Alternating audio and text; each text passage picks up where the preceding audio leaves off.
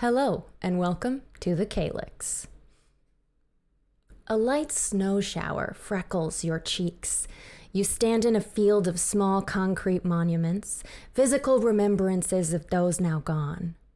A thin, wiry, graying man, African American, looks to be in his 50s and is wearing a well-kept but worn suit. He steps up to address the sparse gathering of shivering onlookers. He pulls a handwritten page from his jacket pocket and begins to speak. Some of you may know me. Some of you may not. My name is Carlton Ramsey, and I was Jackson's lawyer for well over 2 decades, since his first published work. In fact, I think the only man here to have known him longer is his publisher friend, Mr. Jonah Kensington. I see him right there. A eulogy from a lawyer? Some may find that unconventional. Well, Jackson was an unconventional man. In fact, he balked at convention. He laughed in its very face. Convention is going with the crowd, letting the stream take you instead of fighting the current.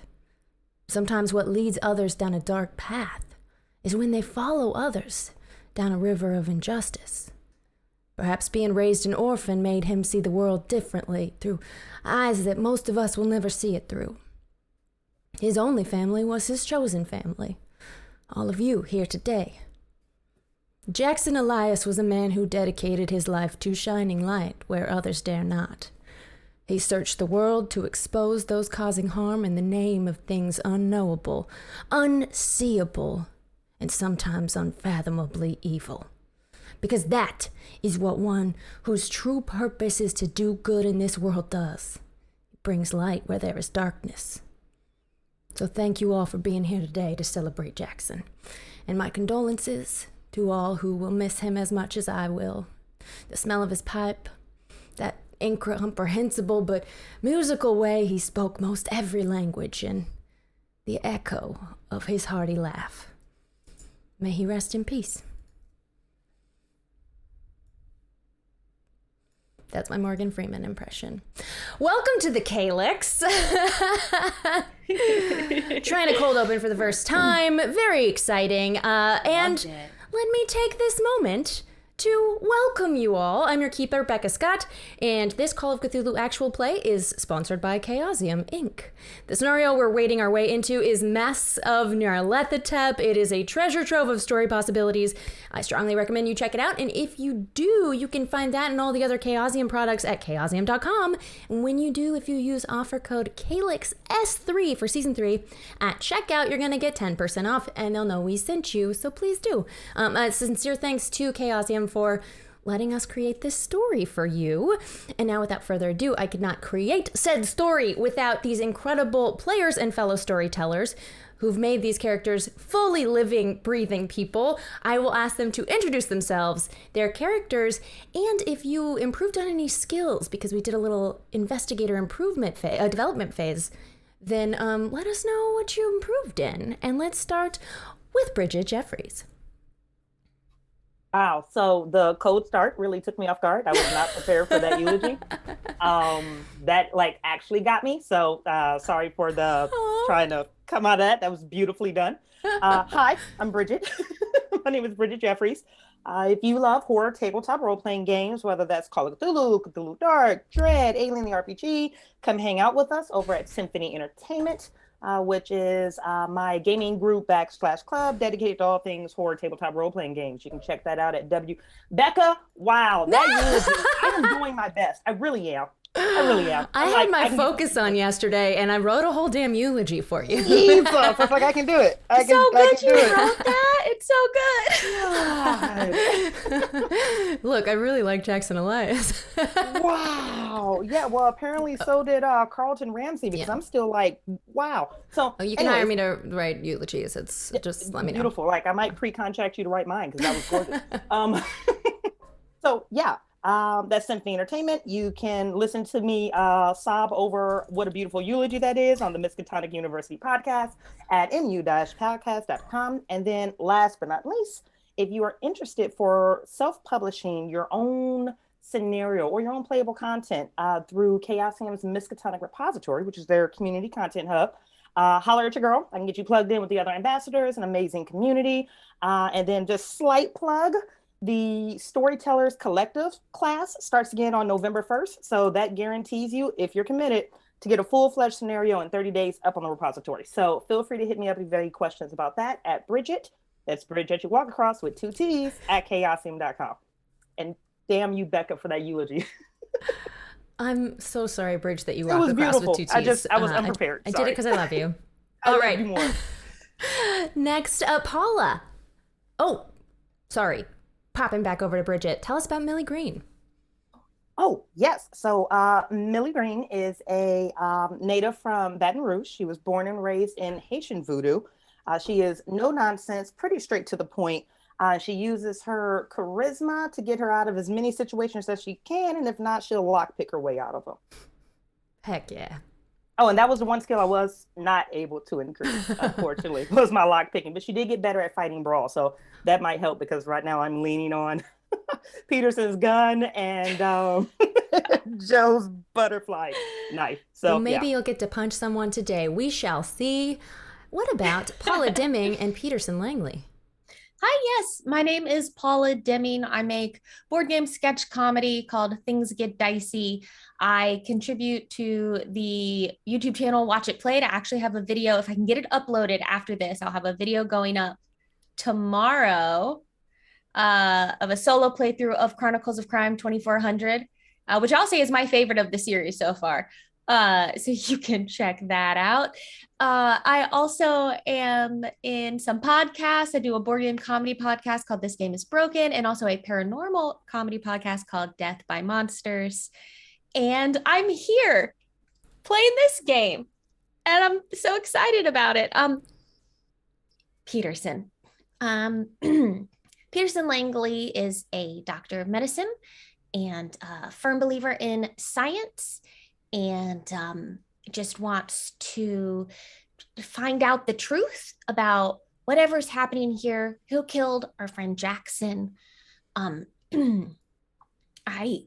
don't ever want to hurt anyone, but yes, I will pull out my gun and threaten people with it more often than I will actually shoot it.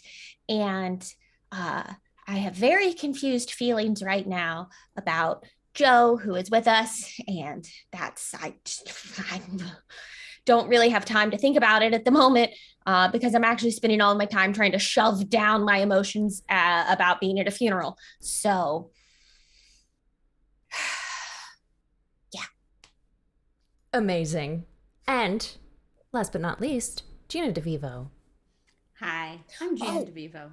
Oh, yeah, I forgot to say, I'm so sorry. I improved my medicine because I'm a doctor, but I didn't improve my occult skill because I don't believe in that. You also upgraded your bow tie. I've tied it myself tonight, y'all.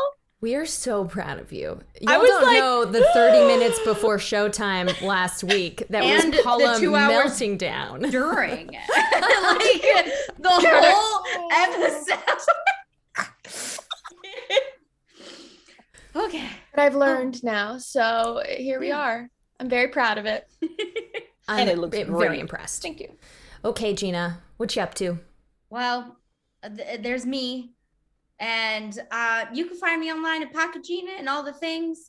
I RPG all over the dang place, all over the dang place, and I'm doing tons of crafting. I'm gonna try to stream it soon, so there's like a million pieces for Halloween that I have to get through. So if you feel like watching things get made while I am too stressed to talk and I hyper focus and listen to good music, if that's interesting to you, then that I'm the gal for you, and you can come to my place and watch that. But tonight I'm going to be playing Joe Reeves, who is just a dang scoundrel. She's really trying to not be, but I think it might be in her bones because she decided to flirt with someone the day before a funeral. So, also processing things. Who knows today, but she is getting real dang good at slicing some people and stopping some people. And the weird thing, I got way better at my butterfly knife And oddly, stealth, which I had none in before. Wow. Except a given amount, but now I have a little bit more. But could you quickly remind me? How much I add? Yes, roll a d10, and that's what you get to add. That's what it was. I was like, I can't remember which die. Okay. All good. But to remind any newbies at this system, Call of Cthulhu, we're playing with D100, which is percentile dice, and they have so many skills in so many different categories, and they're trying to roll on or below their skills. So the higher percentage, the better you are at the thing, and to improve it, you want to fail the roll, and then you add a d10. Okay, anything else for Joe? My one last thing for Joe is I just got a 9 to improve my butterfly. So Whoa, 9 points go into butterfly now. I only rolled a 1 when I improved my medicine. I rolled the 2 that I got to improve. I had a lot that I didn't get to improve. I rolled so well for the things, which is bad for this particular portion of the game. But I rolled a 79 and a 98 to improve stealth and my butterfly knife. So I'm pretty happy about that. I'm very proud of you. Thank you. I'll continue to be my sneaky, chaotic, slicing self. Look, if y'all choose to go with violence, you'll have the answer. Whether or not that's best in Cthulhu, we shall see. All right. Let's step back into 1925, New York. You are at the funeral. You are standing outside. And as you look around, you do see a few familiar faces. But for as wonderful a man as you know Jackson to have been, you're surprised that the turnout is somewhat small. This must be what happens when you spend most of your life traveling the world and living incognito. Carlton Ramsey steps down off the podium. You see Rebecca Schosenberg, the reporter for the New York Times, the junior reporter who you spoke to just yesterday as you visited her in her office and Millie laid a protection spell upon her. You notice the detective that was at the scene of the murder, which, for anyone just jumping in, so were our player characters. They found their friend's body, horribly eviscerated in his hotel room, as he had called them here to help solve more information about an expedition party in Egypt that had gone missing. You do see a short, squat white man in the front row speaking softly with Carlton Ramsey, and he seems to be the man that was gestured at when the publisher of Jackson Elias's books was mentioned. And yeah, what would you like to do?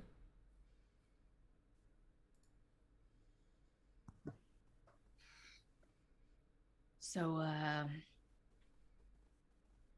anybody feel like talking to anybody?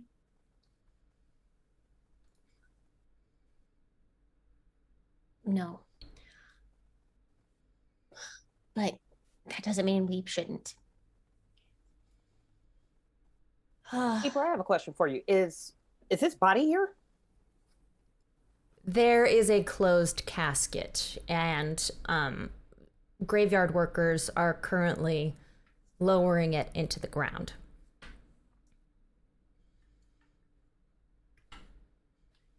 Is there anyone who's here who looks like they shouldn't be?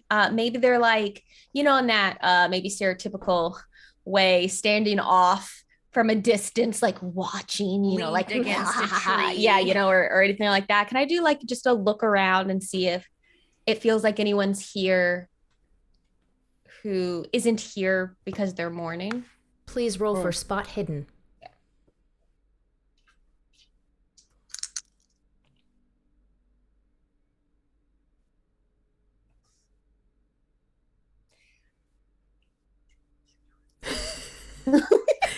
Doing some finger counting.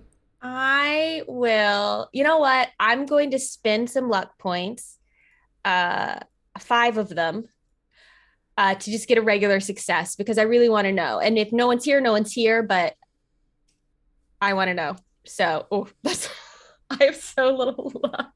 I need Oh, some Lord. tea. Can Linda brew some tea and mail it that like makes me luckier? You see a few things. Mm-hmm. As you look around, you see across the field, out on the street that is against the graveyard, a police car. Mm-hmm. And you see 2 beat cops that you have not seen before. You don't recognize them. They are staring on from afar. It's not Klinko. It's not Klinko. It's not Rufio. Too bad. The best NPC names anyone ever came up with on the spot. Ever. Top Yeah, they're shelf. gonna get their own spinoff. Of course they are. They deserve a buddy cop comedy. Yes. Absolutely. You But see... no one would be able to not just be like Officer Klinko and Rufy. Oh! These beat cops have their beady eyes narrowed at those that are celebrating. They both look of Irish descent. One's short, one's tall, and they don't. The vibe you get from the look they're giving is not that they're in mourning. They look like they're watching the people here. Like they think we might get up to some sort of trouble type of thing. Like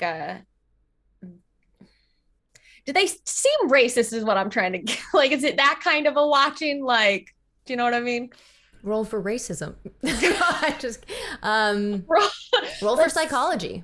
Ah, that's it. I was like, what would... No, I rolled a... No, I failed it. Yeah, and it's too many points to spend any They're luck. far Yeah. away, and you definitely are picking up like a watchful energy, but you can't tell their specific intention. Sure. There is one more thing you notice. Another car, a black car, pulls up on the road directly behind you. You know what? It's a taxi cab. And as the back door opened, a black taxi, as the back, like a black car, the town car, as the back door pops open, a bustle of fabric comes out first. A heeled shoe that looks like it was made 40 years ago, several hat bags, and a pillbox cap. As you see your friend Linda Lovewing emerge from the back of this black car. Millie! And she shuffles as fast as her little old lady legs will take her across the field to each of you, and then she notices that it is a funeral and she shouldn't yell, and she sort of hushes herself. Ladies, and Peterson, I heard, I had a feeling, I had a dream, I lit a candle, and I knew something terrible had happened, and I just got in the car as quickly as I could. I'm gonna ambush her. Millie's gonna ambush her in a hug, like midway through that sentence, just to get her energy levels down, to stop her from speaking those type of words in this type of setting, and just from relief, because Millie isn't doing really well after they left the news station anyway. So it's just gonna be like one of those shut up and take this hug moments. Oh, Millie, please, my dear. It's been lonely without you at home, you know. The boarding house, well, we've had a few guests in and out, but, well, I couldn't stay away. I know it's official business, so I'll stay in the hotel or whatever you need me to do. Oh, also, you forgot your spell book. And she pulls out a leather-bound journal from inside she opens several bags before she finds it. Oh, this one in a big carpet bag. She will take that Peterson's eyes just kind of are very like quickly what? With that look of, really, this is what we're doing today? Twice, you're going to do this to me in one day? So very quickly taking it, and she says, let me get you the name of our hotel, and maybe you can go and get set up there for us. Will it be the real name?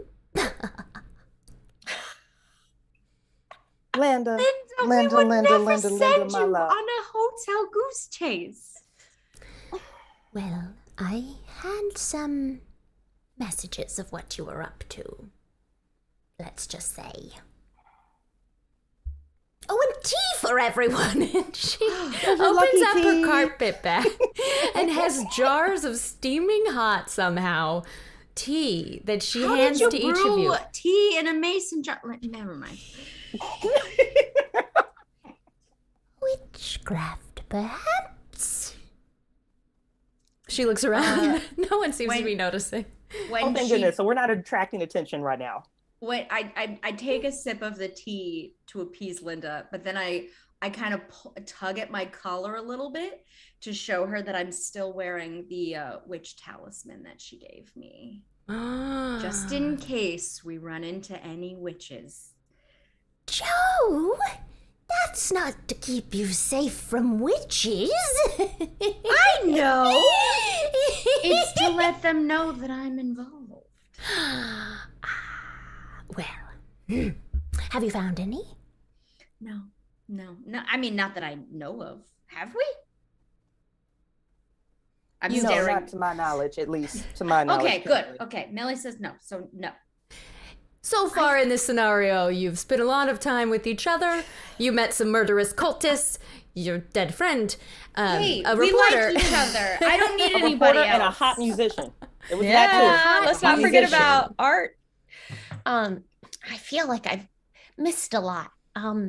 Linda, it is so nice to see you. I am baffled by your appearance here, but I am so glad to see you. How did you know this is exactly where we were? Well, I read the newspaper. And of course I saw your telegram. Well, the same name, of course. You think just because I'm 87, I'm not sharp as a tack?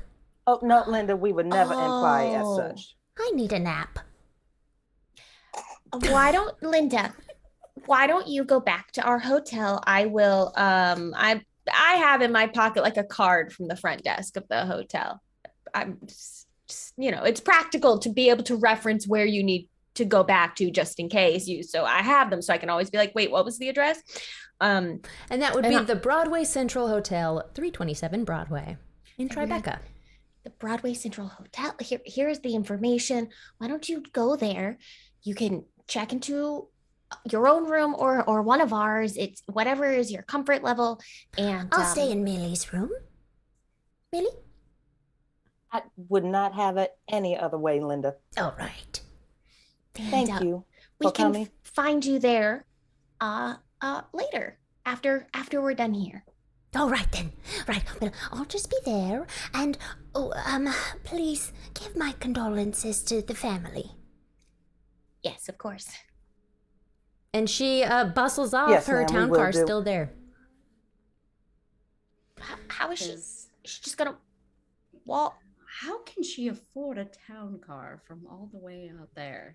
Do you think she took a train? Well, maybe she took a train here and then took the town car from the train station to the cemetery. What did she give you, Millie? Oh, just some of my possessions that if you could hold on for just one moment, and she is going to backpedal the hell out of this conversation and then go and approach Miss Schoenberg at her earliest convenience. It wasn't even sly. It was like that awkward, let's and bye. Yeah. She walks away, and I'm just gonna look at you and be like, That time it wasn't because of us. Before we pop over and see the conversation. flush when that gets said. And so we're gonna talk to her about that later. Yeah. Okay. Something's wrong. Is there anything that you two would like to do, Peterson and Joe, as Millie goes to speak with Rebecca Schoenberg? I'm gonna wander leisurely towards the man, the lawyer, the man that made the beautiful speech. Carlton Ramsey. And you, Peterson? Is there as close as Jackson as we were with Jackson, would we know? Is there anyone who is obviously a family member? Good question. You know that he had no family. He was raised in foster care. That's The orphan, yeah. Okay. In that case, I will thinking Joe's gonna go talk to a lawyer. She might need someone with some academia background. And I'm not gonna try and I'm not gonna take over her thing, but just in case she might need some backup. So I will just go with Joe. Okay. To do that. You're going up to Joe. But as you do, actually, the lieutenant, the police lieutenant, who you met in the hotel, stops you because he sees you standing there for a minute looking between your friends deciding where to go, and he comes over to speak to you. And just to correct a question in chat, the telegram that Linda was referring to was each of you had received the telegram from Jackson Elias that one was delivered to her boarding house. So when it arrived at the door, she might have seen it. She saw that. We didn't telegram her. No, you You did can not. read the back of a postcard. You It's sure open. can. You sure can. It's anyone. That's fair game. It's not a federal crime. No, I didn't open anything. Love her so much, God. I mean, it was sitting on her mail table in This her is building. my address. It's not my name, Do but you know? equal. The Danvers Historical Society has, and this home have been here for 70 years. Okay. So we'll pop on over to Millie, who walks up to Rebecca. It's you. Ah, it's so good to see you. She takes your hand and shakes it, but she grasps it with both hands. And your friends are here as well? Yes, they are. Yes.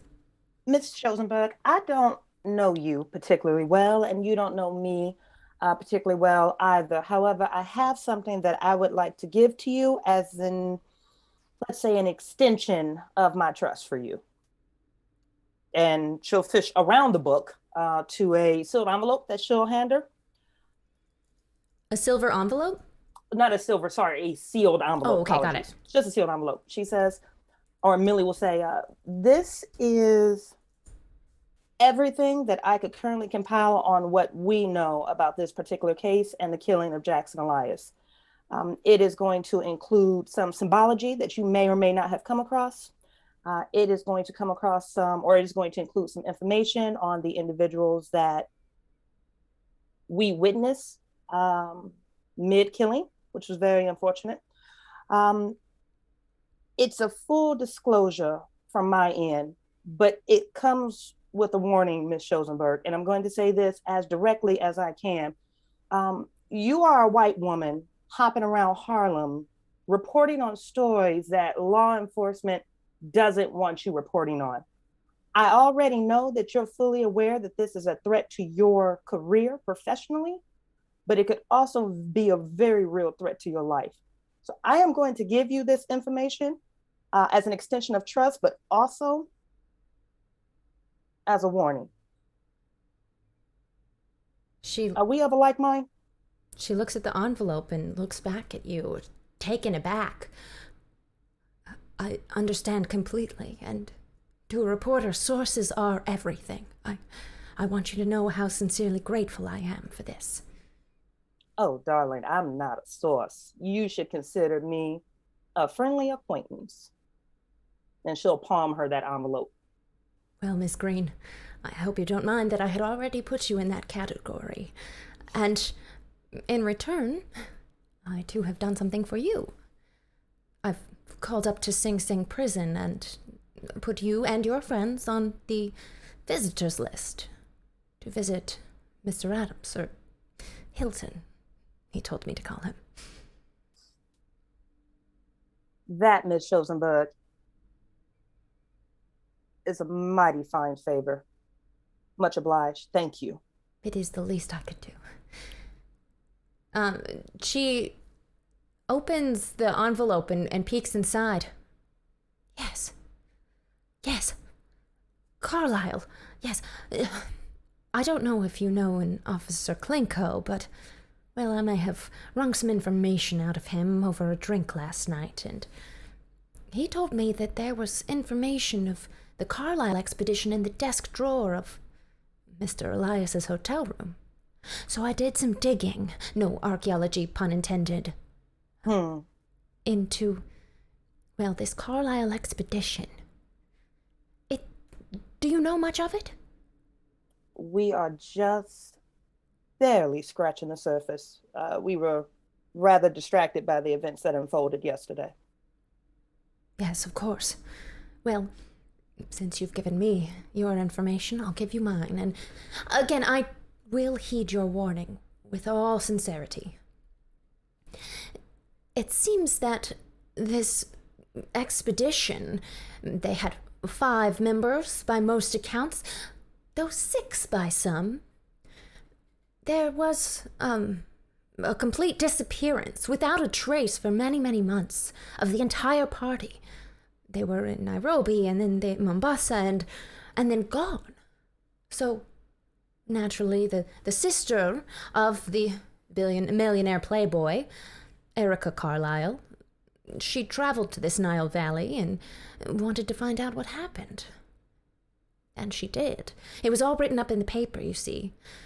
Well, it seems their bodies were found horrifically mangled amidst the jungle, along with many of their native guides, I'm afraid. Well, I suppose Erica Carlyle is back in the city now, as far as I can tell, after... Well, someone must be running Carlyle Holdings. Anyway. Miss Schoenberg, how would someone get an audience with someone like Erica Carlyle? Oh, well, I've been trying for months. Her lawyer is the way to speak to her, Gray something.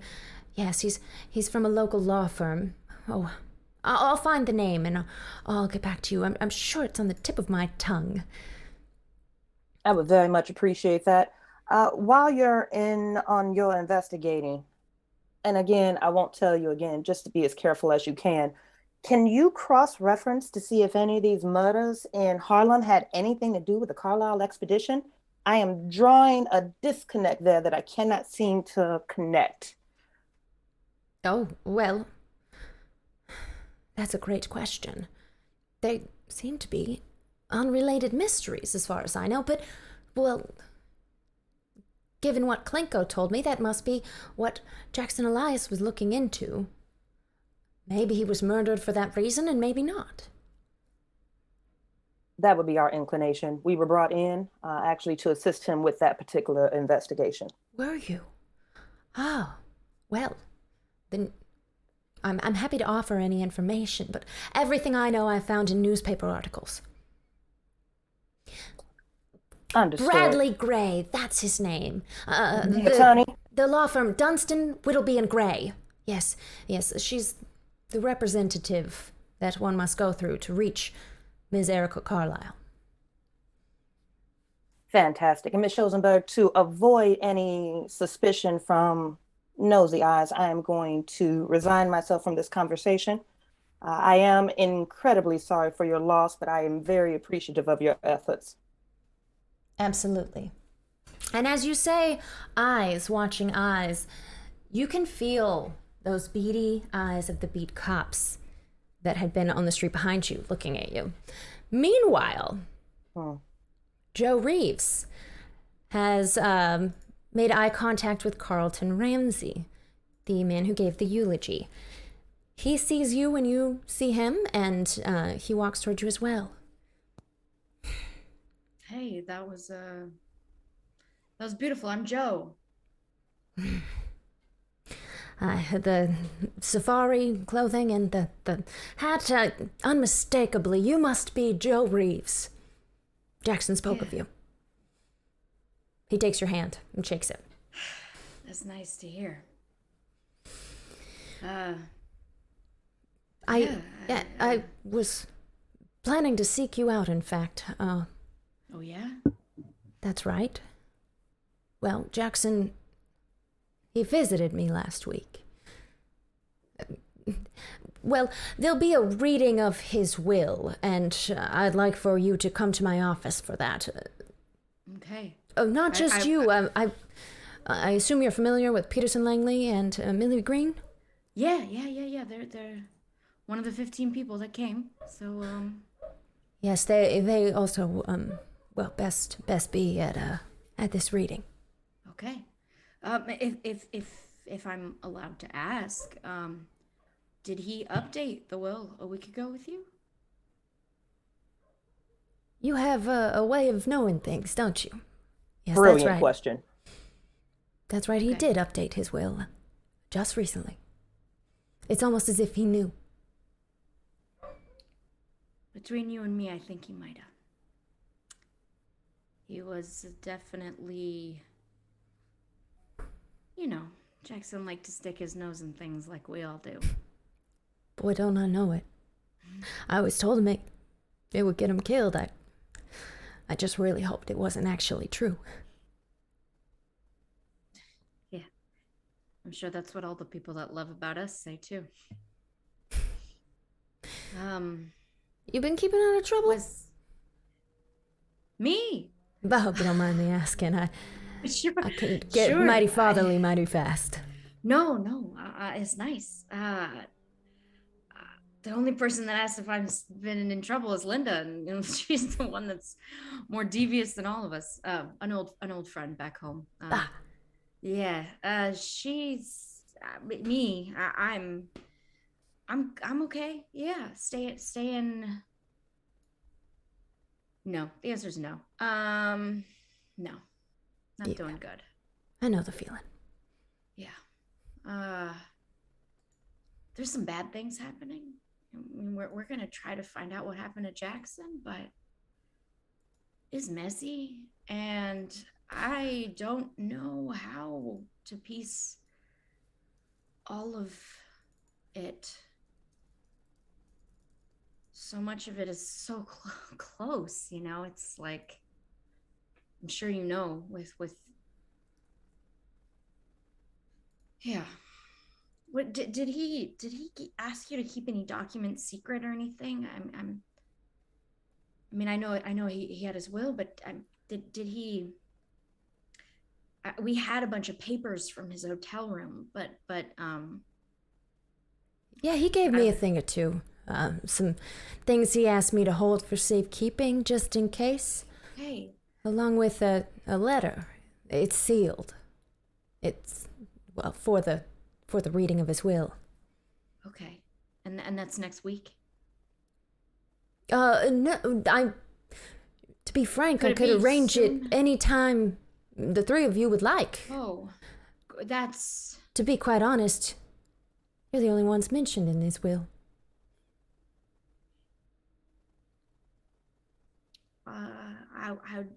I think we'd all really appreciate it if it was sooner. I'm not sure how long we're going to be in town. Sure. Well, you can call my assistant, Willa. Okay. Willa Sly. Yeah, you can set up a time. We're in the office most days. Wish I could say it wasn't weekends too, but, well, you know how it goes. And he hands you a card. Thanks. Yeah, I don't know how to take a break either. Don't I know that too well? Well, you take it easy. Maybe find a nice club to go to. Over in Harlem, there's a few I've heard about. Willa tells me, my niece. Yeah. No, we actually are gonna be going to one. Do you know Art Mills? Art Mills. Yeah, he plays sax and horn. Really talented. He invited us to a club down there. Well, he sounds like a talented fella. Yeah. I can't think say. He took a shine to us. I can't say I know him personally. But, hey, love me some saxophone.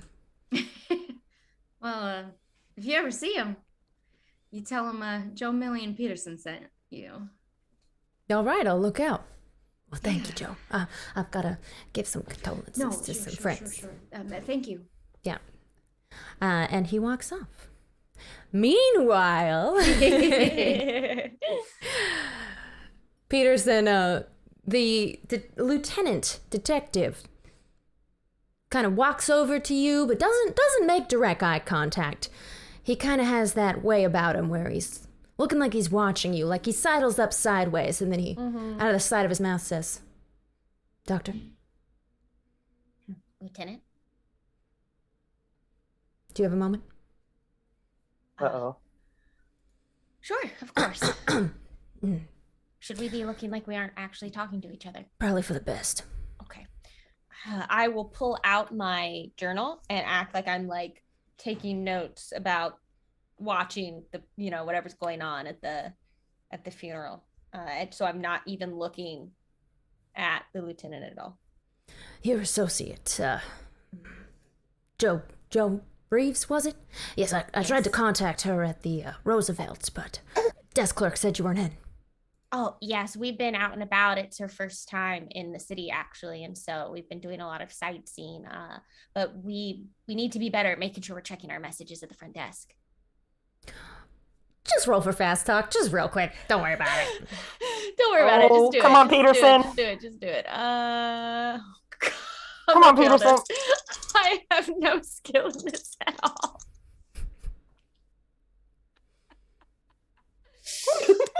I rolled a 77, and my fast talk is 5%. You don't seem like the sightseeing type, but that's all right. Well, regardless, we need to be better about checking our messages.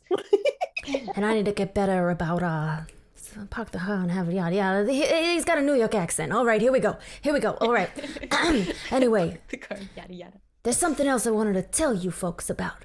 I got a good feeling that you might be the key to bringing down the captain.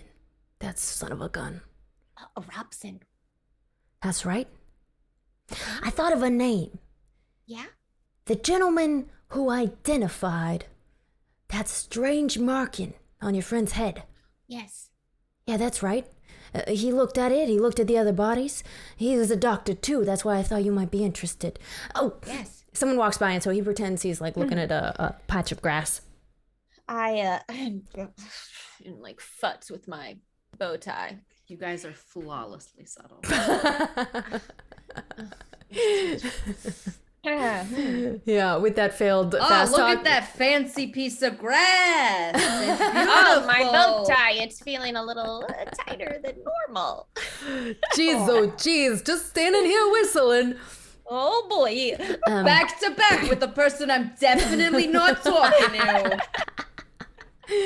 A family of mourners just sort of looks very confused and keeps walking. His name, Dr. Mordecai Lemming.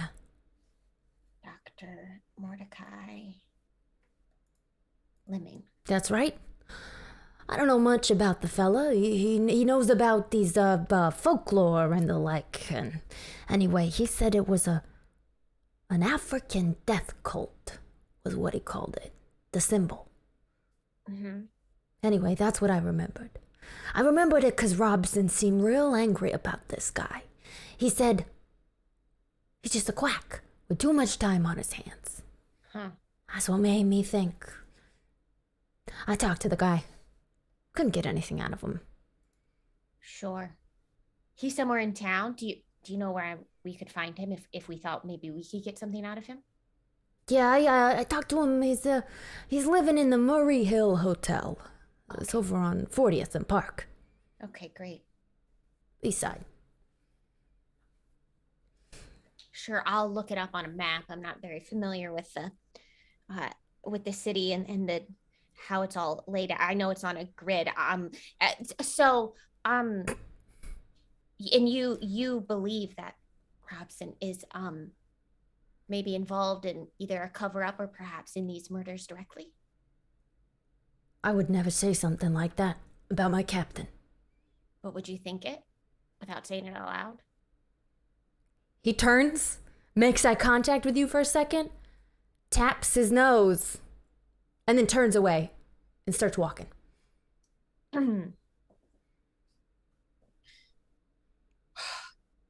If possible.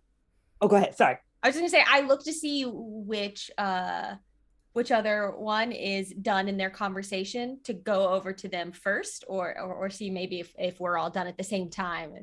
I imagine we're all done at the same time. We've all looked up, waited, and now we're walking to And no. we just go. Millie wants to intentionally walk in front of the lieutenant, smile as beautifully as she can, and say, "Good morning, Lieutenant Poole," and then continue walking. Roll for charm. Look who learned English. Lily overnight. Who's Linda's tea? Oh, you said good morning?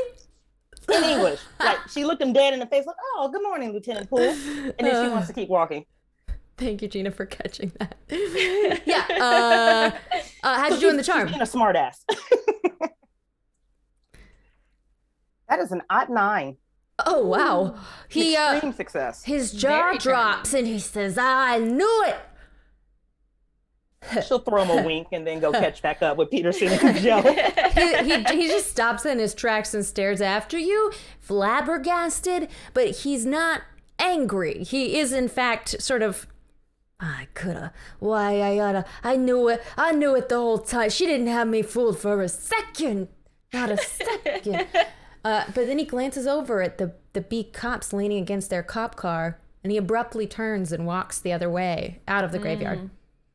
All right, who wants to download first? Oh, I want to go talk to those cops. Oh boy, I found out so many things. We could TLDR, you all share your information, yeah. unless there's anything specific you want to discuss. No. Did you No, I don't say hear ya. Erica Carlyle? That is what, Joe, please Erica's roll in for... please roll with a bonus die for education. Okay. Oh, Joe, please tell me that you can actually get an audience with this this young woman, because right now we have to go through an attorney, and that does not please me. 36. So a success. Regular. You know that Erica Carlyle is a horrible woman. She is brutal. She is ruthless. She is unforgiving. So hot. And so hot. So hot. That's what money will buy that out you. loud? Yeah. That's me listing. She's so mean. She's cruel. She's vindictive. She's spiteful. She's gossipy. She is smoking hot, and I hate her guts. All these Trust things are me, true. You will think the exact same thing. It don't matter. She's foul. That whole Carlyle family is foul. They're evil, and they're rich, and they're stupid. But they're not stupid. They're so well educated, but they're stupid again. Did something specific happen between you and all of them, like a school time bullying situation, or No, we didn't You go to just took your school grant. together. We didn't go to school together, but not see Carlyle. But yes, I did take a couple semesters with Erica in my boarding school. Roger is the name of the Carlyle Expedition, Carlyle. Thank you, Roger. I couldn't. It's on my. Remember how I took notes on the other character sheet that wasn't my character sheet? Perfect. You're perfect. They'll On just that tell you one. things. Thank It you. happens. Yes. Never associate. Never. Nothing happened between us. Okay. Just rude. So rude. Do you know she once pranked the lunch lady? The lunch lady, the people that provide food for you. She's rude. Ugh. so do we think it's going to be difficult to get in to see her then? No. She loves talking to people so she can talk down to people. Oh, Or I be know how to do flattered. that.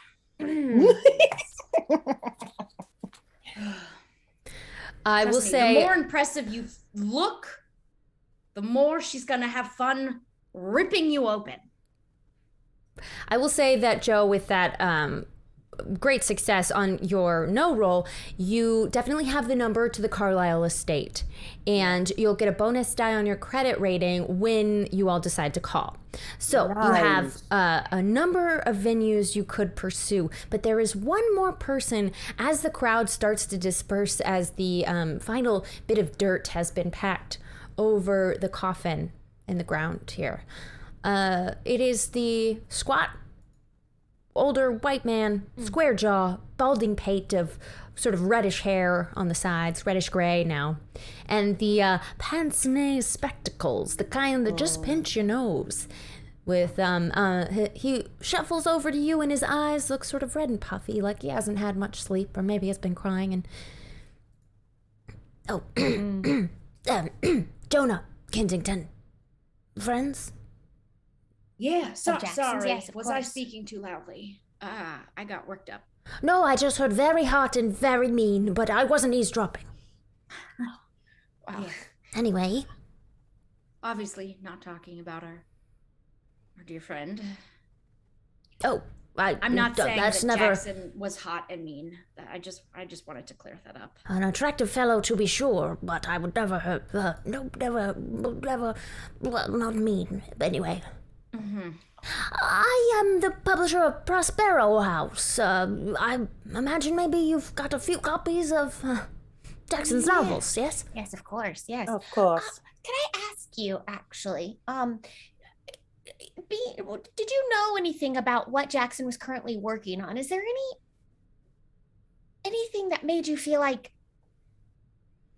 something like this might happen to him based on what he was murdered? I mean, we all know, right? Is that rude to say at a funeral? Did you suspect? What was he working on? I mean, this is all like Peterson is not obviously able to, is like trying to hold it together, and a result of that is not maybe getting their words out in the best way. But I suspect that any number of his adventurous and daring books and the research that he did could have led to such an untimely end. He's getting really worked up, and his eyes are starting to turn poor red again. baby. Can you roll for persuade to see if he is open to giving you information? Or maybe convince me if there's a different skill you'd like to use. I know there's not much assisting, but can I assist by just hugging this man? Like not a hug from the front, but like when you go and just hug someone from the side and like squeeze their arms to like give them a little bit of that gravity blanket effect to calm them down. And he accepts and pats you lightly on the shoulder. Also give me a roll for persuade, and let's just see. Okay. Oh, I gotta remember, not everyone likes to be touched. this would be good for any other skill. I rolled a 29, but my persuade's only 10, so I'm not doing it. It's not. Persuade. How's your charm, actually? If that beats your Barely charm. better. Okay. I'm spending 2 luck points to make this a success. Nice. And he just turns and blubbers into your shoulder. Like nobody can see his face anymore. It's just buried in Joe's shoulder. My best author, my best friend. I'm so sorry. And pulls himself away. I was really hoping and praying that wouldn't happen in public today. Hey, we didn't see a thing. And I full on window wiper his face with my sleeve. Good. wow, that works surprisingly well. Yeah. Well, That's why I keep him so billowy. They can handle a lot of stuff. to speak truth, he was working on a new novel. Book. I guess it's all nonfiction, so I should stop saying novel. Yeah. Well, I mean, the topics were obviously fantastical. I could see how you might feel like they were a work of fiction, as though they were a novel. They were novel ideas, is what I mean to say. He looks up at you because he's very short. And he jabs his finger as he speaks. Oh. That's just, he just seems to talk like that. He just jabs his finger a lot. A little off-putting, but hey, he means well. Prospero House is at this address. He gives you a business card. And, well, I do have notes that he sent along. I wouldn't want... None of you are writers, are you? I write in my journal, but I don't think that's what you mean. It's more about taking notes. Yeah, these two have journals, but I don't. I actually prefer the oral tradition. Very respectable. I can understand that. Well, Make anyway. eyes about brown notebook at Peterson. Yeah, we look at each other. We're like, What is this mysterious leather-bound spell book? Yes, well, I wouldn't share these notes widely. It seems whatever he was researching seems to be sending him, well, down a bit of a rabbit hole. Oh, we're very familiar with things that send people down rabbit holes, and we also are very discreet. So, Right. Well, I could show you his notes if you come to see me at Prospero House this afternoon or tomorrow, whenever it works best for you. Yes. Well, I feel another bout of crying coming on, so if you don't mind. Oh, please excuse yourself. I'm sorry. He just continues to sob audibly as he turns and slowly walks away. Maybe it was inappropriate for me to ask about that in this context. I will try to be more aware in the future. I just say to both of them. No, Peterson, I think you're more than okay. And personally, I respect a man that can cry. Yeah, it sounds like he needed you know when you really want to cry, so you go and find the one person that will push that button? He did walk up to us. Maybe he wanted to cry. In that case, I helped him. You did. Thank you, Jill. You're very welcome. I don't know about the two of you, but I don't really want to wait to find out what was in Jackson's will.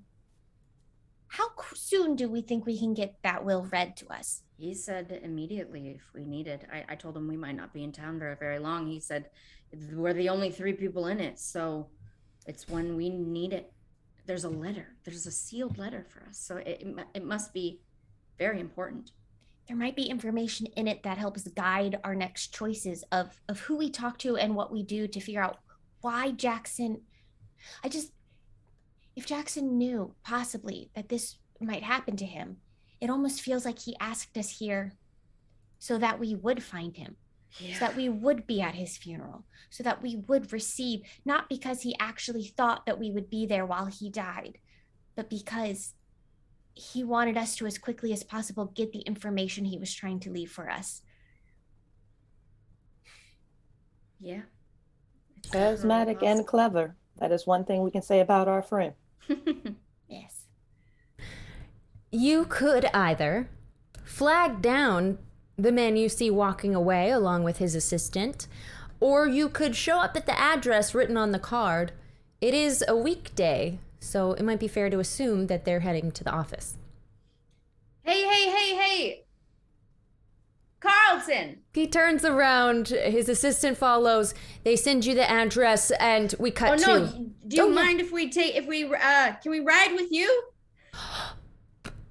Oh, that would be fine. I think, Willa, do I have any appointments this afternoon?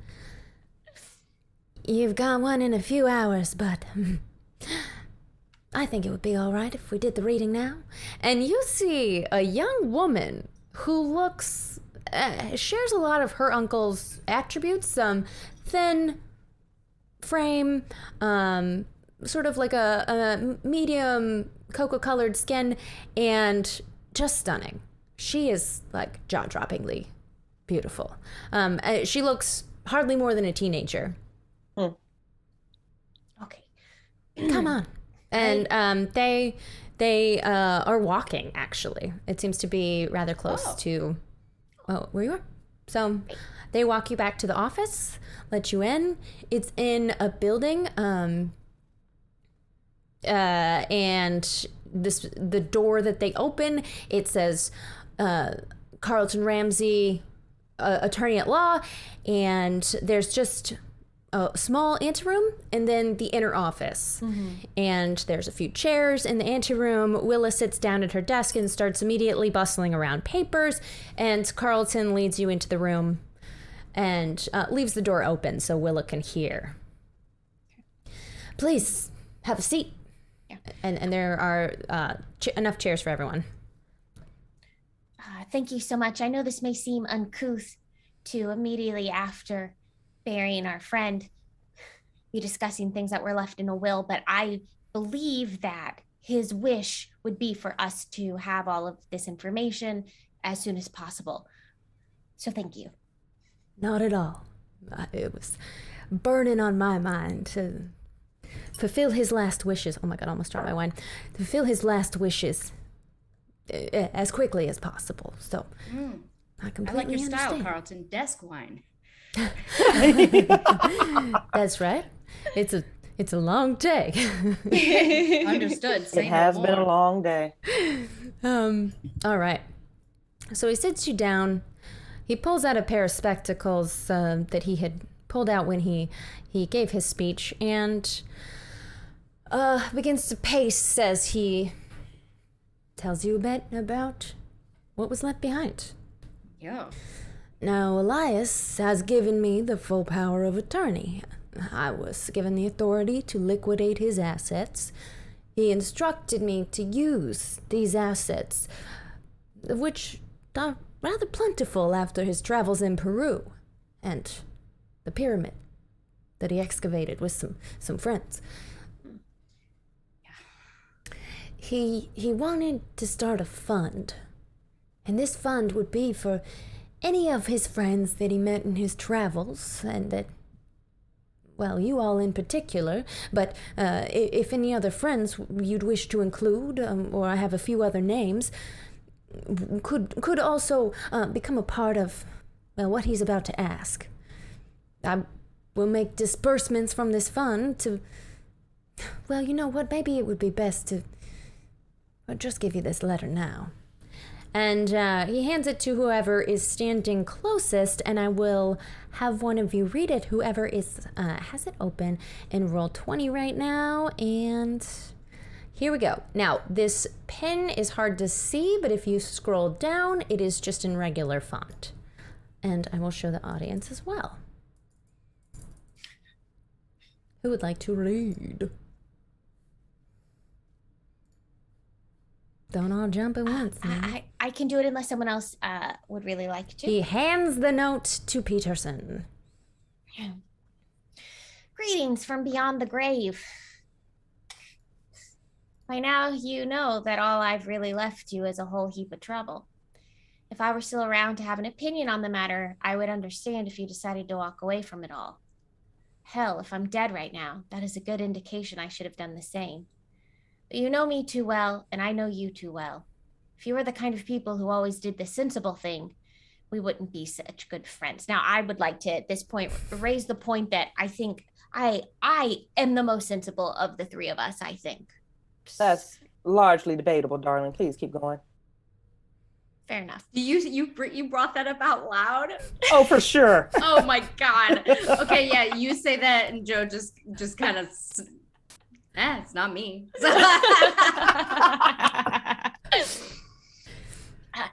You three have been there when I needed you in the past, and I hope you will be again, even if it's too late to save me. I've been pulling threads all over the world, and while most of them are still unraveling, I think I'm onto something big. Carlton and Jonah can fill in more of the details for you. I've left some of my papers and notes with them, which should help you work out which hornet's nests you need to poke next. I trust you to bring my killers to justice. Of course, I'm assuming I was murdered. It will be just plain embarrassing if I was run over by a trolley car. Follow my investigation to its bloody end and seek out the truth. I'm not asking you to finish my book. None of you can write worth a damn. Your friend always, Jackson. Millie starts giggling. She just has to. There's so much stress, so much drama, so much tension. Like that, even in death, he's still very much Jackson Elias. She's going to start giggling. Like, He sure is. And Ramsey joins in. He just laughs as well. And it's like, you know, a floodgate has opened that you helped to open for him, that he also needed this release.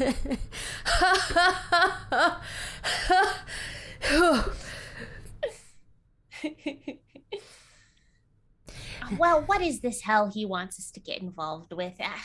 Well, How could we say no? He drops a manila envelope, a large one, on the desk, and out of it spills newspaper articles that you had already found in the hotel room. And they are all about, or some of them you had found on your own. And you have most of these, but there's a few more. ooh. And no need to read them all. You sort of know the gist of them by now. It is newspaper articles about the Carlyle Expedition, how they went missing in Egypt, how no one found them for weeks, how Erica Carlyle went there, and then supposedly the bodies were found of their entire party, including their local guides. And there was no funeral that Joe knows of that was for the public that had bodies. There were memorial services, but no like casket funerals. And Carlton Ramsey throws this down. He says, I didn't look too deeply into it, but this is information on the Carlyle Expedition, which I know Elias was writing his new book about. Jonah must have more notes, I'm sure he does. Jackson was all over the world in the past few months. I assume you know. He of course went to Egypt. He was also in London. He was also, I think, Australia even? That seems like an unwieldy amount of travel from where I'm sitting. I've never left Harlem. Well, not much, but... Anyway, he asked that you continue the investigation of this Carlyle expedition, and he said he would have me make disbursements from this fund of all of his liquidated assets to pay for whatever travel, accommodation, living costs, equipment, legal bills, medical expenses... anything you need, but I will need receipts. You hear me? I need every receipt sent back. Yes, sir. Of course. I'll also be your point of contact. If you ever split up, you can use me as a contact liaison. Oh my God. So I'm seeing here some people were convicted and executed for their murders. Do we think they actually... There's not enough detail. I want to know if they actually did it. Did they have the red strip of fabric in there? Or were they the same as who? I have so many questions. Peterson's just like furiously taking notes in their journal about everything. Yeah. Attorney Ramsey, are you able to get us a chart of where he was and when in the order of his travel? A chart of all his travel? Possibly for the last 6 months, maybe to a year. That would be very interesting and helpful to map out in comparison to where he was going. Might enlighten us to what clues or what trails he was following. Well, that is a great question. I'm not sure I have everything about where he's been, but I'll do my best to uncover any information I can about exactly where he was. I would very much appreciate that. We're staying at the, and then she looks back at everyone else like, am I saying Broadway or Roosevelt to him? Which one are we doing on this one? Do you trust him with your location? Right, like, we're staying at the, and she'll look over at Joe. Roosevelt. At the Roosevelt. He lowers his glasses and looks between Millie and Joe. That's where we're staying, right? The Roosevelt.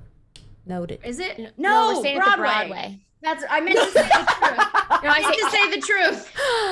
I see. I don't even know anymore. Sorry. The Roosevelt's to keep us safe. So whichever Now let one that you be a feel lesson that once you start to lie, eventually you can even convince yourself that the lie is the truth. Now that is some good advice right there. But as a lawyer, I understand the need for privacy, secrecy in some situations, and if the three of you are about to get in as much trouble as Jackson got himself into, I think it's very smart that you keep as much information private as you possibly can. A point of clarification. Jackson wanted us to continue trying to find out what actually happened to the Carlyle Expedition, or wanted us to finish what the Carlyle Expedition was trying to discover. Or perhaps they are one and the same. Well, I think if you were to find out one, you might find out the other. Fair enough. My interpretation was to find out, well, what really happened to them. I wonder why Jackson wanted to know. There's some reason that he wanted to know so much that he risked his own life and then asked us to continue. This isn't just for publishing a book. Roll for intelligence. Oh, For idea. this is the right character for it. Oh, come on, Peterson, don't make that face. Oh yeah, I'm good. Oh yeah, that's a regular success. I have pretty high intelligence. I got nervous, but this because I rolled kind of high, but my intelligence is good. It dawns on you that all of his books were about cults. And so whatever the Carlton Expedition was up to, or Carlyle Expedition was up to, it got a good hunch he was probably researching a cult. Yeah. Well, and that makes sense because of the bloody tongue stuff. Joe just like gasps when she's reading one of the articles. She goes, "That demon is still hanging out with Vicky." I saw Which article is that? I wrote that down, Victoria Post. I was going to ask you about her. Oh, feel free to read it. Here, I've got it for the audience as well. Vicky Post. Oh my God. Her companion now. Oh, Joe's just having like memory lane like moment. Yeah, Erica Carlyle arrives in Africa is the title of the article, and the last paragraph says her companion, Mrs. Victoria Post, indirectly emphasized Miss Carlyle's purposefulness by recounting the rigors of the voyage. The rigors of the voyage. I bet they were carried through the country. Never mind. It's fine. We need to go shopping. I'm sorry, what? We have to buy, if it's all right for the stipend, this is absolutely necessary for the meeting. Hold on now. What? You need shopping? No, I'm going to need receipts for everything. And if it's not related. We can return them. If she's still the way I think, we have to be dressed to the nines to step on her carpet. What? Roll for persuade. Oh.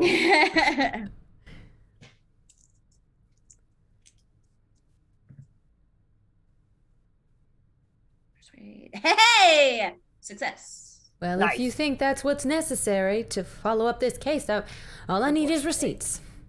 Okay. Well, all right. What kind of clothes are you talking about? Expensive ones. Different. I didn't hear that. Different from what I'm wearing? Unfortunately different from what all of us are wearing. And Joe just gestures to soot and snot and crying covered clothes. Yeah, you've got a just like Accurate. wet mark that dried there that's a little darker of where the publisher had shoved his face into your shoulder. Yeah. Unfortunately, I've never met a single human being whose eyes are so attuned to brands that she monitors and caters a conversation around the thread count of a shirt. Well, she would call it blouse. Sounds like she just should be spending her time on anything else more important. I think she would probably agree if she wasn't born with everything. Sorry. I'm gonna rein it in. Well, what would everyone like to do next? You have exactly 1 million leads you could potentially follow. Right. Ooh, so many options. Feel free to, as you depart the office, or he could give you the office if you'd like him to step out while you discuss, or you could go back to your hotel and decide what to do next. Well, so here's what I have written down. Go to Harlem Bar. Yeah. Which I believe is the Stumbling Tiger. Go to Prospero House. I think that's where the publisher is. Talk to Erica. Yep. Have brunch with Art's mother. Yeah, but that's on Sunday. I don't know if That's today's Sunday brunch, correct. yeah. Figure out what the heck Millie is doing with that book. Yep. Those and are my... Sing Sing. And Sing Sing. Go to Sing Let's Sing. prioritize Sing Sing. And I guess do a makeover scene? I'm not sure. That's if we're visiting Erica today. Yeah. Well, It is entirely up to you. I We've got a don't lot think to do. we probably don't have time to go to also- Sing Sing now. that might need to be a tomorrow thing. Yeah, yes, I'm so sorry, Joe. I interrupted you. No. I add another thing to the list. There's also this shipping company. And Joe like puts the card over your notebook to like be kept in there. The shipping company that was handling all of Carlyle's expedition goods. It was on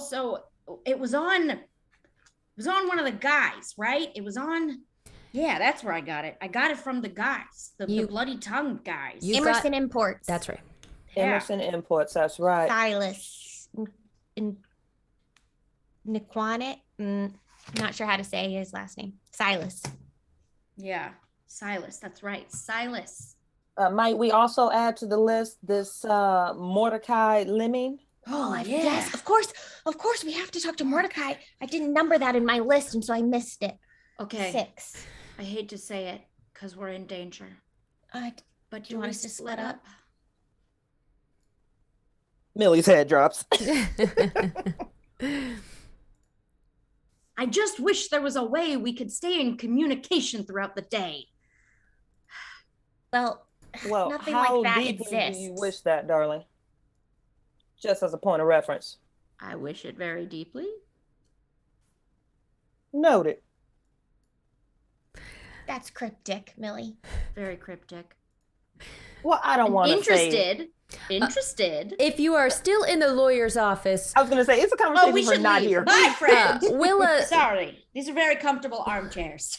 Willa, Carlton's assistant, says, you can always call here, and I will relay messages back and forth, but please make them important. You're a gem. It's my pleasure. Jackson was a good man. Peterson just gives hearing Joe say you're a gem to this, we're just like, has a little look and a. She's like painfully beautiful, this woman. Oh, and I've also noticed. a painfully young teenager. Well, she's like teenager. 20. Oh, you said young teenager. I thought I she said was a child. barely more than a teenager. Got it. A youth to her. A youth. A youth to her. Youthful. The two youths. The youths. Okay. So what's All right, you're splitting up. Everybody pick a place to go. Do you want to talk to Mordecai? Me? Yeah, he's a doctor. Yes, so. Of any of us, so I'm not going to know if he's lying. I mean, I could tell if he's lying, but I wouldn't be able to fact check. Well, it depends on what kind medicine. of a doctor he is. He might not be a medical doctor. If he knew the symbol of an African death cult, he might be more of a PhD type doctor. Oh. But I can still, I can go talk to him. Whatever makes you more happy. I mean, I've got my background. I could look into. Will you be going to talk to Erica alone, or would you like all of us to go with you? God, no! I don't want to see that woman by myself. I'm gonna need backup. Well, you will too. No one talk to that woman alone. Then we have Dr. Mordecai Lemming. We have Prospero House. Yep. Sing Sing. I suppose someone could go on their own, but I think we do that together. Yeah, I would prefer to do that as a group. I'd be happy to talk to, was it Jonah, whose snot's still adorn? Yep. Joe's at Prospero House. Mm-hmm. Yeah. Well, why don't you, okay, then here's the plan. I will talk to Dr. Lemming. Millie will go to Prospero House to talk to Jonah. And I think then, Joe, you should go to Emerson Imports. You're the one who's going to know the most about that anyway. Sure. And then we meet back at the hotel in approximately 3 hours. Is that enough time? I'm going to mark it. Say what happened. And then I think we maybe go to the Stumbling Tiger Bar. Maybe Art will be there. And maybe we'll have a good time. Or maybe we will discover something else interesting there. I like that. Is that an Get okay a little plan? work in and then make sure to end our days with something fun. Now that the plan is set, each of you have a path to follow. We have Peterson heading to the folklorist, Millie heading to the publisher, and Joe heading to Emerson Imports. Now seems like the perfect time, since we're going to have a slightly longer episode to investigate all of these many leads in the case of Jackson Elias's murder, the Carlyle Expedition's whereabouts, and so much more. We shall return in approximately 10 minutes. Stay tuned. Dun, dun, dun.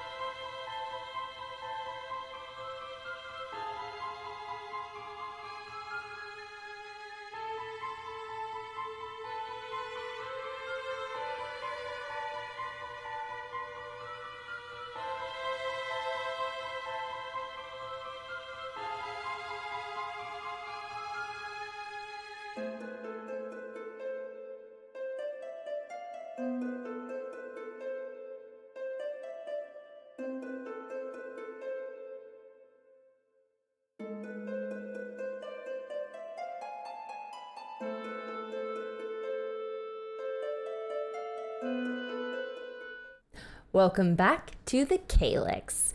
We are a Call of Cthulhu actual play show, and once more I would like to thank our incredible sponsors, Chaosium Inc. You can go to chaosium.com to find all of their incredible products, like all of the Call of Cthulhu line and many other TTRPG books. But of course, Call of Cthulhu is best book. And use the offer code Calyx S3 at checkout for 10% off, and so we know they know we sent you. Anyway, on with our show. So Peterson, Joe, and Millie have decided to split up in search of information, clues from all the leads they've found in the hotel room of their dead friend, from the people who were at his funeral, and the various other places they've been snooping around the past few days in New York, 1925. We'll begin with Peterson, who arrives at the Murray Hill Hotel, East 40th Street and Park Avenue. You find a building. The double stairway at the hotel's Park Avenue entrance leads up to the marble-lined reception hall, where the decor has changed little since the hotel's opening in 1884. A polite clerk at the reception desk greets you and asks if she may be of assistance. Yes, I am looking for Dr. Mordecai Lemming. 6th floor. The whole 6th floor. What? Well, you'll find him on the 6th floor. There's names on all the doors. Oh, thank you, of course. Wait! And you see two burly men next to the stairs step forward. Well, does he know you're coming? Of course he does. She looks to the doorman with a smirk, and then back at you. Roll for credit rating.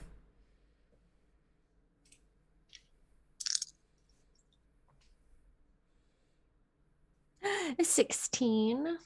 So that would be a hard success. Do you have a business card or a letter of introduction? How would I know that Dr. Lemming would give his consent to see... Oh, was that a doctor's bag? Yes, actually, and I do have a card for you right here. I'll pull it out and say, Dr. Peterson Langley, medical doctor, Princeton of the New Jersey Langleys. The New Jersey Langleys. Yes. She is floored. She looks at the card. She looks at you. It seems a little taken aback, grabs the phone, and dials up 606. Yes, Madam Lemming. Well, there's some... doctor. Of course, I'll send it right up. And she gestures grandly towards the marble staircase. Thank you. I appreciate your help very much. You know what? With this much marble, they got an elevator too. You can take the elevator if you like. There's a doorman by the stairs and a doorman at the elevator. With this much marble. I love you.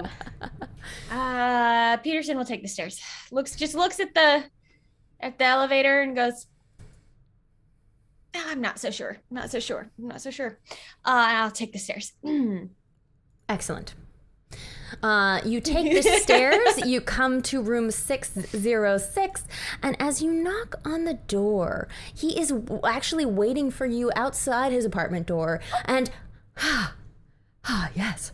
Oh, welcome on in. Would you like tea?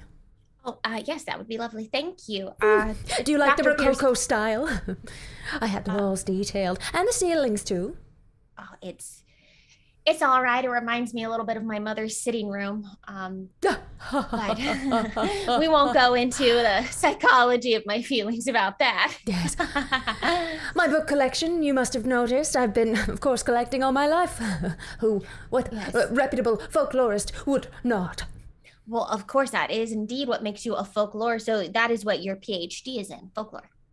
That's right, myth and folklore. He does a dramatic flourish. He's wearing like a silk kimono that's open with just slacks and like penny loafers and a button up underneath. Great. Yes. it's a very impressive collection. And thank you, of course, for seeing me. I don't have a PhD, though, of course, I did go to Princeton and I've studied many things. It's very Princeton. liberal. Yes, yes. That's, I should ask, your name? it's Peterson Langley, Dr. Yeah. Langley. Well, it's just nice to have a guest, you know. Sometimes I get so lonely with the books. They talk and talk and talk, but they never listen. Just like a dead body. I freelance. I do freelance autopsies as well. I should probably take a joke class or something. Thank you so much for seeing me. Any social skill. Or actually, how well did you roll on that previous credit rating? Was that just a regular success? It was a hard success. Okay, we'll say with the hard success. He leans in and he says, yes, bodies can hold much myth and folklore. Indeed. Indeed they can. I actually was sent here because I'm doing a little amateur investigating. There's been a series of murders, and I actually have been, I know I said I'm a medical doctor, but I've been using that knowledge and dabbling in the idea of perhaps writing some crime novels, from the point of view of the medical examiner. And well, I heard in my investigations that you actually identified the markings that have been left on many of the recent victims' foreheads. And perhaps you would grant me an interview. I could take notes and, of course, credit you in my book. It's going to be published by Prospero House. They're very interested already. Well, interviewed for a book to be published. And you know my work. Oh, yes, of course, Dr. Lemming. I do. Is there any book written by him anywhere in the room I might be able to spot? Yeah. Roll for spot hidden. 92. No, I just go, yes, of course I do. He actually has never been published. Oh, good. Just scholarly article. Oh, well, at least you don't see any Sam. I don't know how you would know that, but somehow you do. You get the feeling. And you do not see anything with his name on the byline on his many, many shelves. Well, I do need a role of some kind, but you very astutely named not only his work, but also, what was the name? Prospero House. So, I know fast talk's not your thing, right? What do you think this role would be? Well, just to get him on your side. I could argue I could roll psychology. Oh, yeah. To know, like, the right way to persuade him. Like, what kind of do a quick evaluation. What seems to motivate him, and then kind of lean into those things. Roll for psychology, but you get a bonus die for dropping Prospero House. And that's the 10s I rolled 2 of, right? Yeah. I rolled the exact same thing, and they're both 14s. So amazing. That's, check that skill. Almost an extreme success, but not quite. And I'm not going to spin the luck on it. I think it will be fine. He's eating out of your hand. He sits you down. He pours you a cocktail from a private reserve. He opens up a secret compartment in a globe, like a floor standing globe. And I have always heard about these, and I always wished that my mother would put one in our sitting room, and she never did. And what a moment to see this. Well, it seems like I could teach your mother a thing or two. You could. He spins and flourishes once again. Yes. Are you single?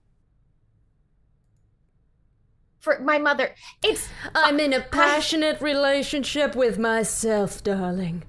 Oh, I understand. I see. I'm teaching my mother a thing or two.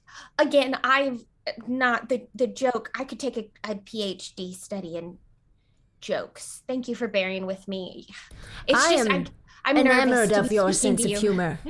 I find your knowledge of my work and, just the world in general. And what I know of you, I'm impressed, darling. Thank you. Anyway, just my nerve tonic. Have some. And he passes you a cocktail glass and cheers you. It is like moonshine. Do you like it? I make it myself. Oh, wow. It's so very good. Thank you. Hits the spot. So, what questions can I answer from one doctor to another? Well, yes, I'm very interested about this symbol. And I pull out my journal and I will reference the drawing that I made of the symbol from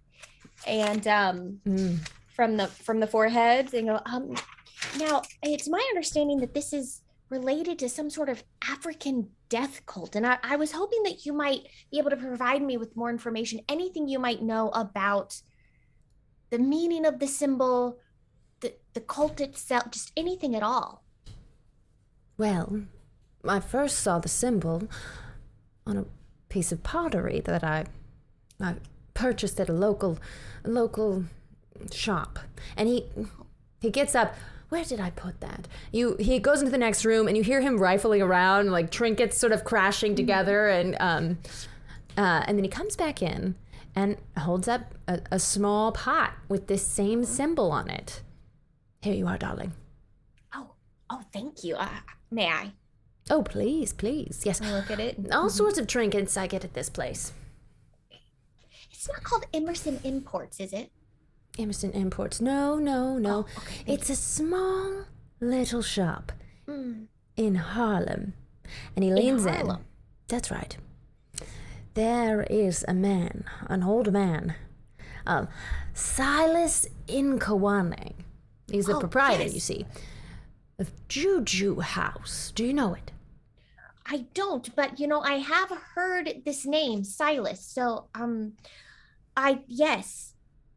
So that's very interesting. Juju House in Harlem. I have a reason to go to Harlem later, so perhaps I will make a stop. It sounds like they might have all kinds of things that would be helpful for my novel I'm writing. Oh, yes. A trashy, tiny little shop. I love every bit of it. So many trinkets line the walls, up and down every inch of this small little place. But Silas, he sends things directly to me now. We have a relationship, you see. Wow. Not like that. Oh, well, of course. I mean, unless you really wanted to, but I'm very discreet, so it's fine. I'm sure you are. He winks at you. Anyway. Peterson has made themselves uncomfortable with that line, just kind of is like, shut up. Why are you talking so much? What makes you so interested in these murders, anyway?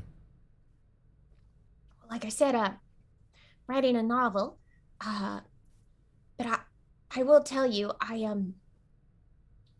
am friends with one of the victims. Perhaps that is a motivation for wanting to write a book about such things to help me process the trauma. I can't imagine something more terrible. I'm so sorry to hear that. Thank you. Your condolences are appreciated. He was a very good man. And he also had this symbol carved into his forehead. And I'm just trying to understand if he got himself caught up in something or what it might mean. Yes, well, what I know is this is the symbol of a cult from East Africa. Some call them the bloody tongue, the tongue of death, the red forehead. I don't know. There's many names. The red forehead. Well, maybe I made that one up. Oh, well, because they wear a red cloth. Do they? Yes, they do. That seems. I'm sure they do. Yes. Oh, yes. Well, that would just be my guess of red bloody forehead. Yeah. And do you know anything else about this cult, the Bloody Tongue? What they want? Are they celebrating death? Are they trying to avoid death? Well, they're not around anymore, of course, dear sweet. Oh, you sweet person. Dr. Langley. Dear sweet Dr. Langley. Thank you. Well, of course they're not around anymore, but when they were around, But if they aren't around anymore, who's putting all the symbols into people's foreheads now? Well, that is the disturbing part. Right. And now, well, that's what I need my nerve juice for. Yes, of course.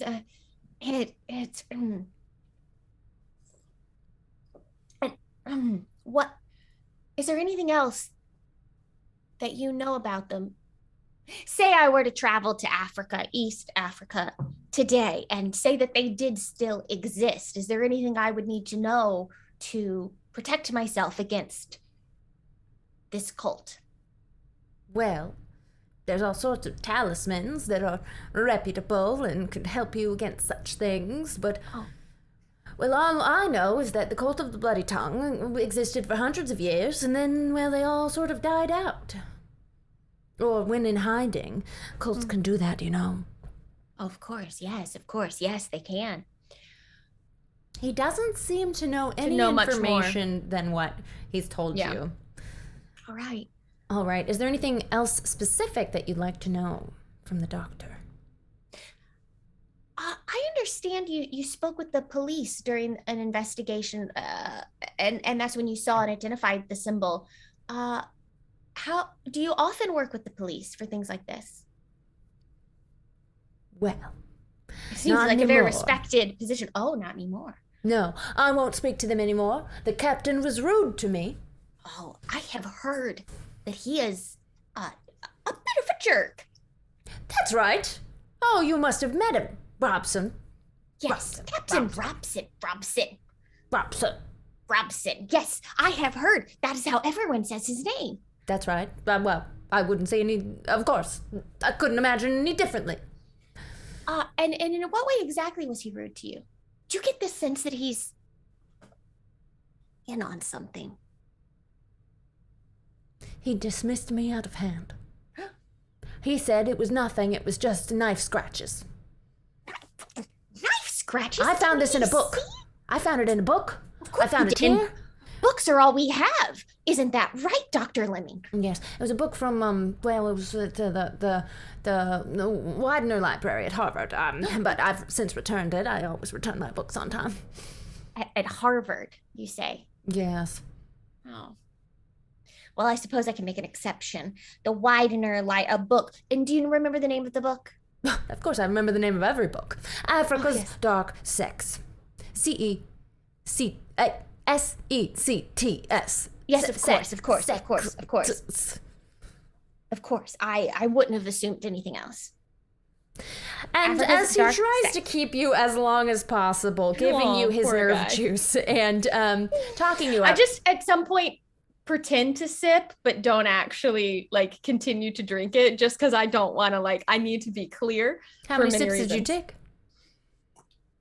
I took 4 sips. Roll for Constitution.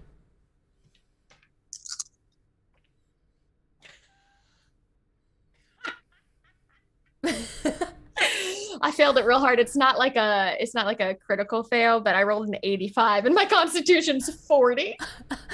You stumble out of there. It's such a lightweight. You won't be drunk all night because you only had 4 sips, but it's the kind of thing that makes your head swim after just inhaling the vapors of it. Dr. Lemming, this has been such a lovely afternoon. I tell you, I love my friends. I love them.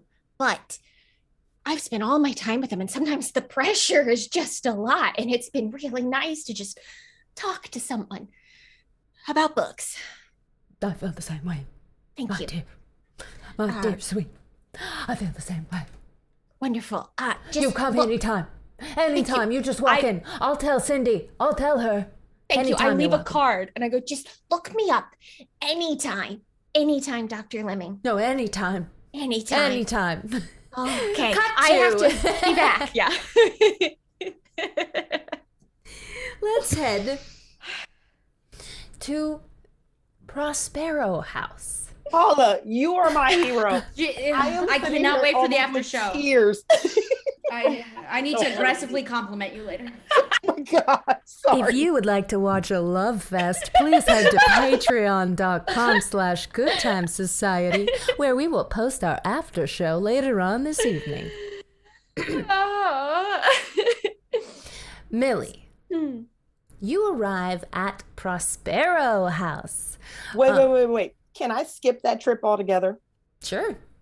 She was on her way to Prospero House until the other two separated. She's going totally back to the hotel because damn it, Linda.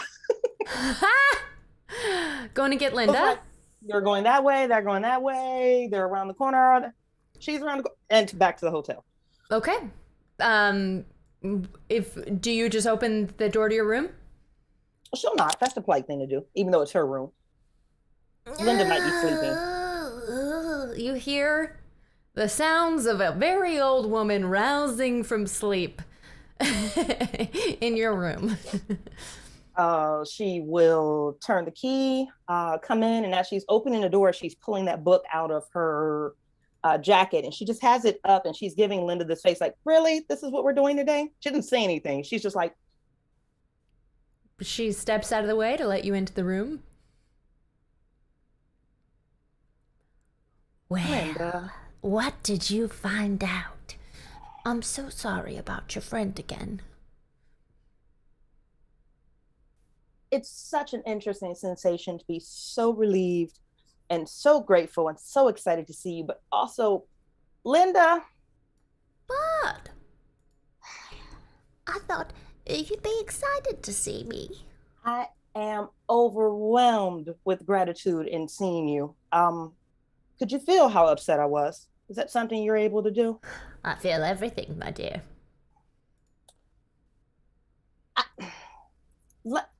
Did you bring tea? You have tea, don't you? Of course you do. She snaps her fingers, and the hot pot in the small kitchenette starts bubbling. Okay, I haven't learned that yet. We're gonna get there. Could you cool that off and bring that? There's a couple things we need to do. We need to talk about your sense of timeliness. I would very much like to introduce you to Jackson Elias. And then there is his publisher that is not doing particularly well that I think could benefit from some of your tea. Well, I came because I felt I was needed, and it seems I was right. All right. As always, Miss Linda. As always. She brings you a perfectly cooled, hot, but just the right sippable temperature cup of her incredible mugwort tea. And as you take a sip, you permanently gain just 1 point of constitution. Yes! Because Linda is a boss. Linda is a boss. Linda is definitely a boss. All right, sheet updated. Miss Linda, if you could be so kind as to grab a coat. Is that your coat? Let's get you out of here for just a brief moment and we can talk on the way. Should I bring anything? Well, I've got some components. I will defer to your judgment. All right, then. Just the small case, then. And she grabs a mysterious-looking, smaller carpet bag. Oh, that bag. Yeah, that one. The travel bag. Yeah. So Millie's intent, if she can, is to wait. Did she had a driver bring her here, right? Or did she arrive in a cab? What was the official ruling on that? It was like a one-time town car. She didn't have an official driver. Gotcha. Uber. It was an Uber. It was an Uber. It was the 1925 Uber. Yeah. Well, Linda's got the power to summon, so that makes sense. Okay. Yeah, so she will hail them a cab with the intention to go back to Jackson Elias's freshly dug grave. It is January in New York, and it's overcast. It is chilly. She has the biggest fur coat you have seen, but it is like moth-eaten. It is not new. It is not fancy, but probably a family heirloom. And you approach the fresh patch of dirt. So the approach is slower and slower as she's hesitating for some reason, but eventually she will get to the gravesite and she will say, Miss Linda, May I proudly introduce to you our friend Jackson Elias. Jackson Elias is Oh, I would love to read your books. I'm sorry I haven't got around to them yet. I heard so much from Millie about you. She is just pleased as punch to have had you in her life, and I'm very sorry that you were brutally murdered. But well, I'm here now, so Linda's here, darling, all right? Millie smiles and she's torn between kind of wanting to cry, but also it's Linda. How can you? It's Linda. She's just inspiring in all things. And she says, Miss Linda, I believe that we may actually be in over our heads. And I have concerns, as you probably felt them, that we may not be performing at our optimal capacity to actually handle the threats that are in our way. And I honestly don't know what to do. I was tempted to come back home to you. I was tempted to go back home to Baton Rouge, but here's Jackson. And I'm honestly really scared. My girls? Scared of anything? I saw you take down a Ligar. A monster.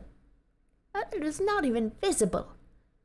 You can do anything you put your mind to. Millie Green.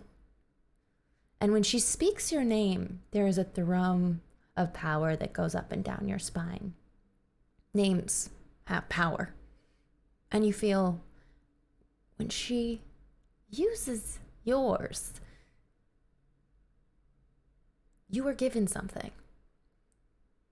She winks at you. You have 5 temporary magic points above your existing magic points. Wow. Start talking to Linda more. I want to. Seriously.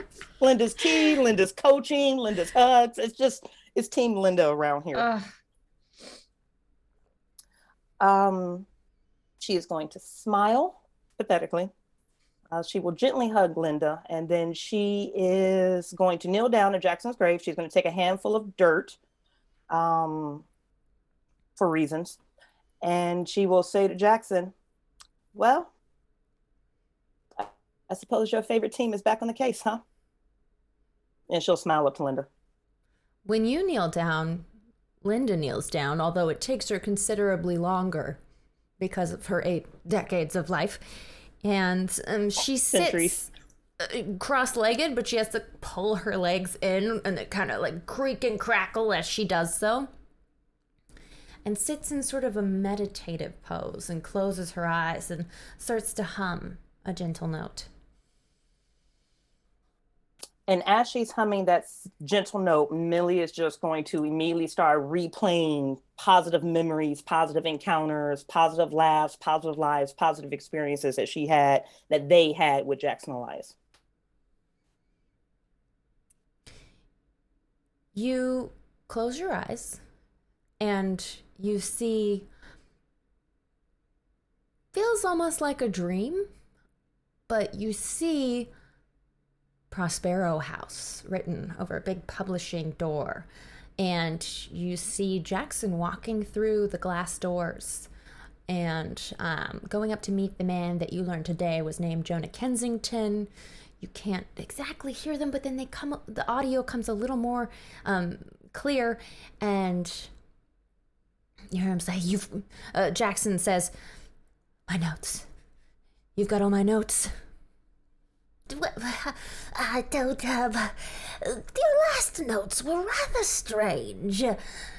And you see Jonah usher Jackson into the office, and you see a picture of the notes that had been sent from Jackson to his publisher months before.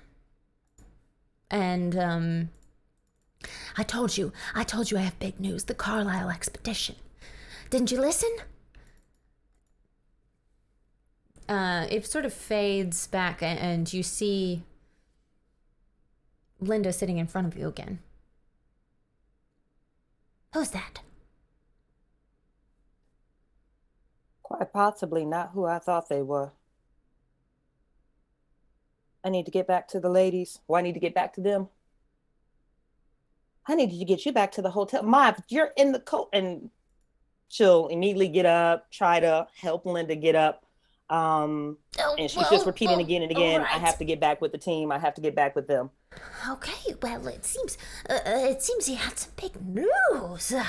He's very excited for you to see it. Oh, what's that? He says this won't be a quick one. What does he mean by that? That, Miss Linda, is going to be a story for a different time. All right. Oh. This story he told Kensington, it would make you all rich. Wasn't he already rich? Yes.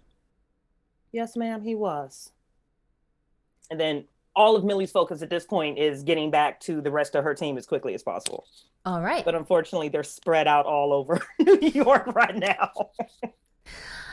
You head back as we pop on over to a building near the harbor. And this is the address on the calling card for Emerson Imports. Let's see. A long, narrow building on the edge of the Hudson River. There are loading docks on both ends. You see workmen coming in and out. And you can go on in and find the office if you like. Yeah. I'm going to walk by a group of workers and just say, hey, can I bum a smoke? One of them wearing kind of like a newsboy cap just looks you up and down, gives you a slight smile, and hands you a smoke. Great. I post up next to him and put my leg on the wall. Got a light? He looks coy I reach for in a my second. pocket and I push open my matches case from the last game show that it's completely empty, and then put it back in my pocket. He pulls out an entire slide box of matches, a big one from his pocket, and pulls out a long match, strikes it. It looks small in his burly hand, and he lights your smoke. Thanks. You preparing for a long trip or something? Oh, well, we ship things in and out all day long. I carry heavy boxes. Name's Wiley. Hey, I'm Joe. Thanks again. I'm actually about to go ask some questions. Anybody I should look out for? Mr. Emerson? Oh, I wasn't sure if he was actually going to be in the building or if it was more like a namesake. Oh, no, Arthur Emerson. He's the boss. Great. Yeah, you know him? No, I got recommended. Someone gave me his card. You looking for a job? Because you need a little more bulk on you to do this kind of work. Nah, I'm good. Okay, then. I'm done talking to Wiley. Wiley disappears immediately when you think that. Okay, perfect timing. She just kind of like puts the cigarette in her mouth and like walks towards the office. Like I ain't. Wait, can I get a number? Skinny? Do you know about there's a place I'd like to. I'm good. Okay. You head to the office, and you find. I want to find the description of what this fellow looks like. Mr. Emerson of Emerson Imports. Pages? Emerson. Arthur Emerson. All right. As you knock on the door, it's open just a crack, and you can push it open. The proprietor of Emerson Imports is a 50-ish year old man with dark hair, white guy, tall, well-muscled, kind of thick from middle age, with neatly groomed hair and a big, like puffy mustache and beard. His gaze directly turns to you and he says, "Did I have a meeting?" No, unfortunately, but I'd love one if you have the time. Does he have a ashtray on his desk? Yeah. Or okay. He pulls a coin out of his pocket. He flips it. Heads. It comes up heads. I got the time. It's my lucky day. May I sit? So cool. He just gestures to the chair in the room. Great. I take a seat and I ash my cigarette. You mind? Why would I mind? I don't know. Some people do. I hear it's bad. I don't know. Are you crazy? There's people that mind? I don't know. Strange world we're living my in. aunt Virginia used to mind. Yeah, Virginia. She sounds, no offense, weak. She's a bit of a bore. Oh boy. Hope that wasn't offensive when I called your aunt weak. Arthur Emerson. Nah. Yeah, you can call me Joe. I got your card. He told me that you were the best in the business. See, I'm an archaeologist by trade, and I might be having some fun stuff that I don't want other people getting their mitts on coming back and forth. And Silas said you'd hook me up. You know Silas? Yeah. I never know how to. I'm new to this. Go for psychology. Okay. I don't think I have any. Nope. Okay, let's see. Come on, dice. Back then, doctors recommended smoking for some patients, says Coldrake.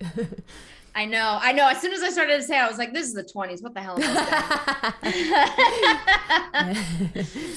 it clears the lungs. Burn away all the bad stuff. Yeah, I unfortunately didn't make a horrible roll, but I got a 30, but my psychology is a 10. So you don't have to be a psychoanalyst to see when you said Silas, he gave you a little side eye.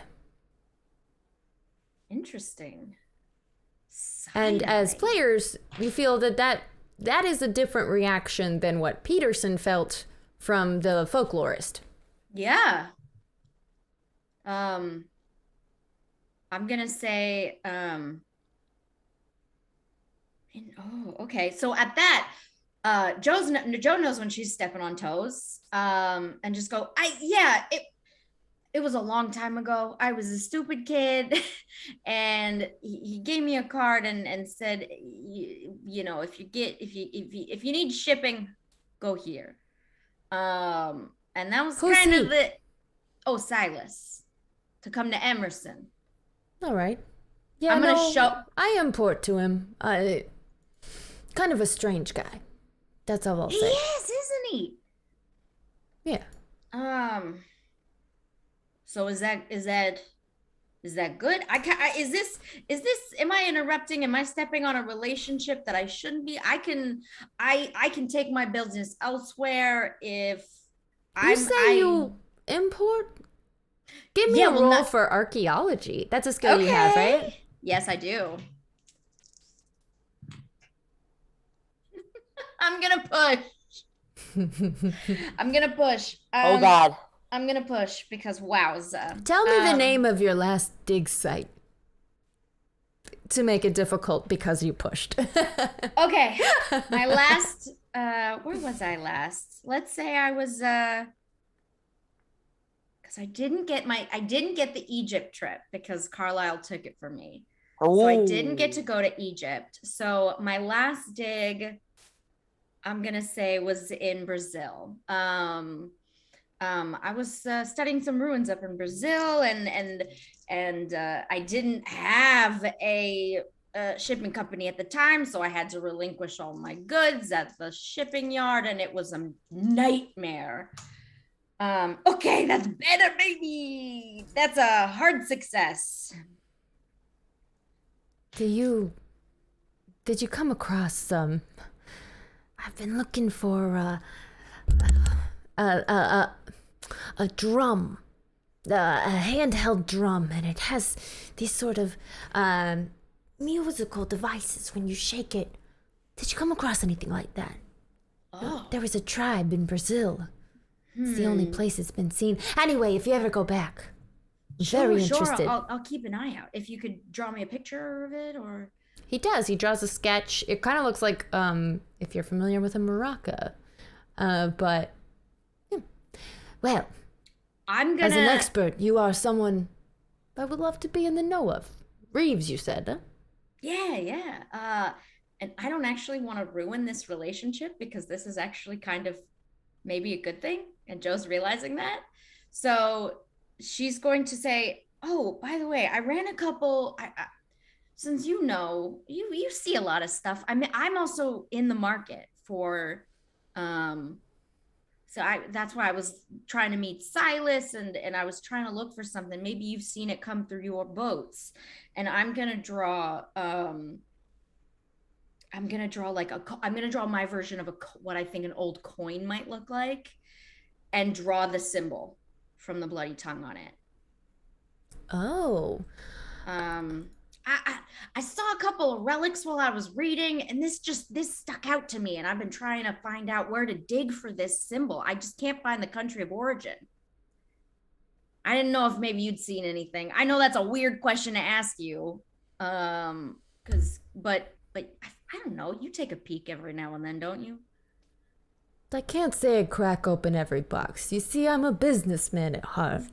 I'm here to make money, and imports, they make money. But I will tell you, this is the sort of thing that I've seen go to Juju House. I import things from Mombasa specifically.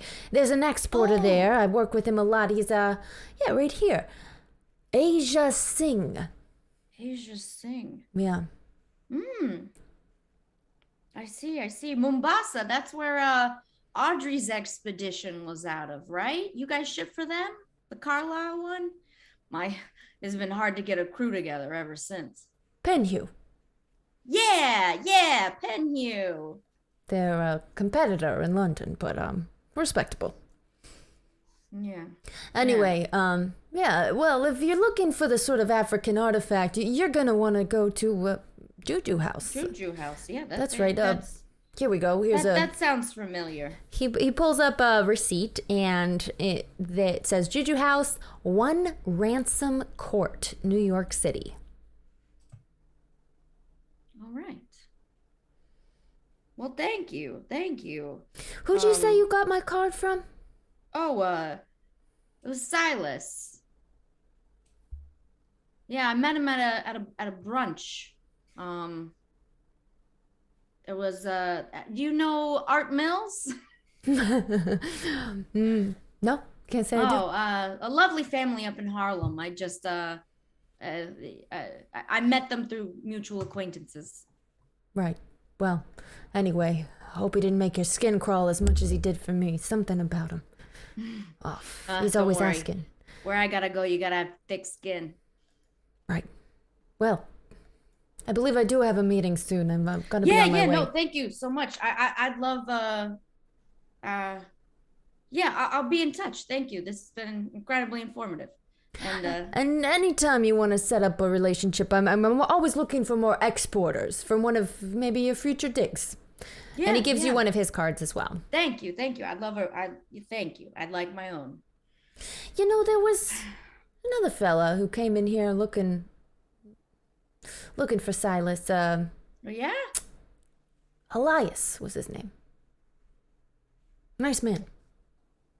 Anyway, I'm not sure if he found Silas or what, but I told him the same thing. Strange fella.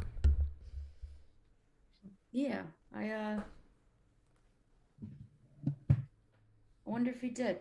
And she just kind of tips the brim of her little backwards newsy cap or whatever the heck she's wearing. Adorable. And sneaks out and then just puts the cigarette out and puts her hands in her pocket and kind of walks back, getting ready to walk back to the hotel. All right. Or find a payphone, I guess, because I got to call Willa to report in. Sure. Yeah, I'm gonna find a payphone. I think each of you didn't use the full 3 hours that you had allotted before you returned to the hotel. Does everybody call Willa to check in, or does anybody want to do anything else, or do you just meet back at the hotel?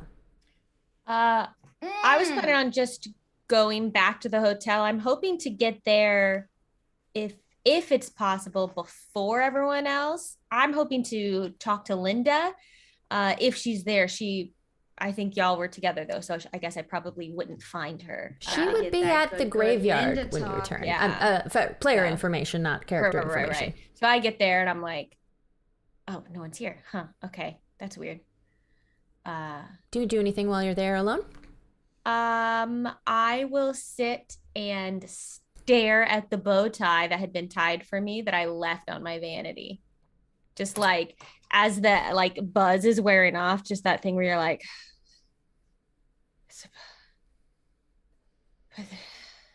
Oh. like, does she? I gotta say, Joe has to be the next to arrive back at the hotel. Flawless. I do like a double knock. Like I'm between the walls and I knock on both doors at the same time. Equal treatment, equal information.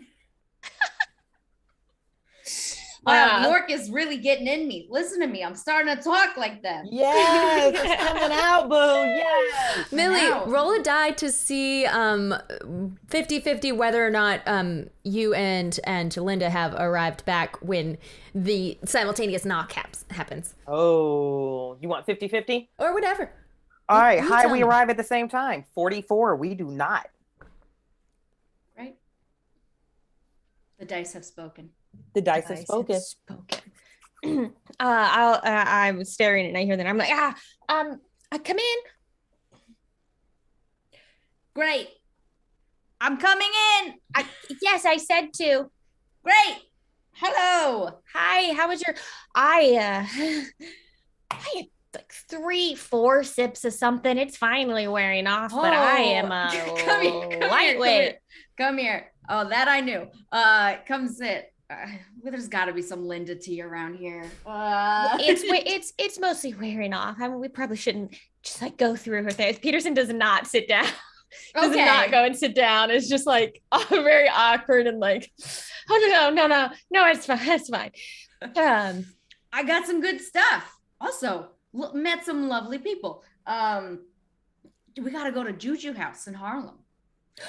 Yes, wait, what? Yes, I found out about Juju House. That is actually where I thought Silas was like in Emerson Imports, but he's not. Emerson Imports gives Silas the stuff. I found out as well. Juju House, Silas, that's Silas's place. He's got pots with the symbol on them. I got confirmation from my guy that he saw those exact symbols being delivered to Silas. So in this moment where they're like excited about knowing the same information, that is when Peterson will, like, without thinking anymore about being nervous or embarrassed or slightly buzzed, will go and sit down next. Like, we found out the same thing. I met a very strange, but you know what? Actually kind of delightful person. Yeah, Dr. Mordecai is a PhD doctor. Folklore.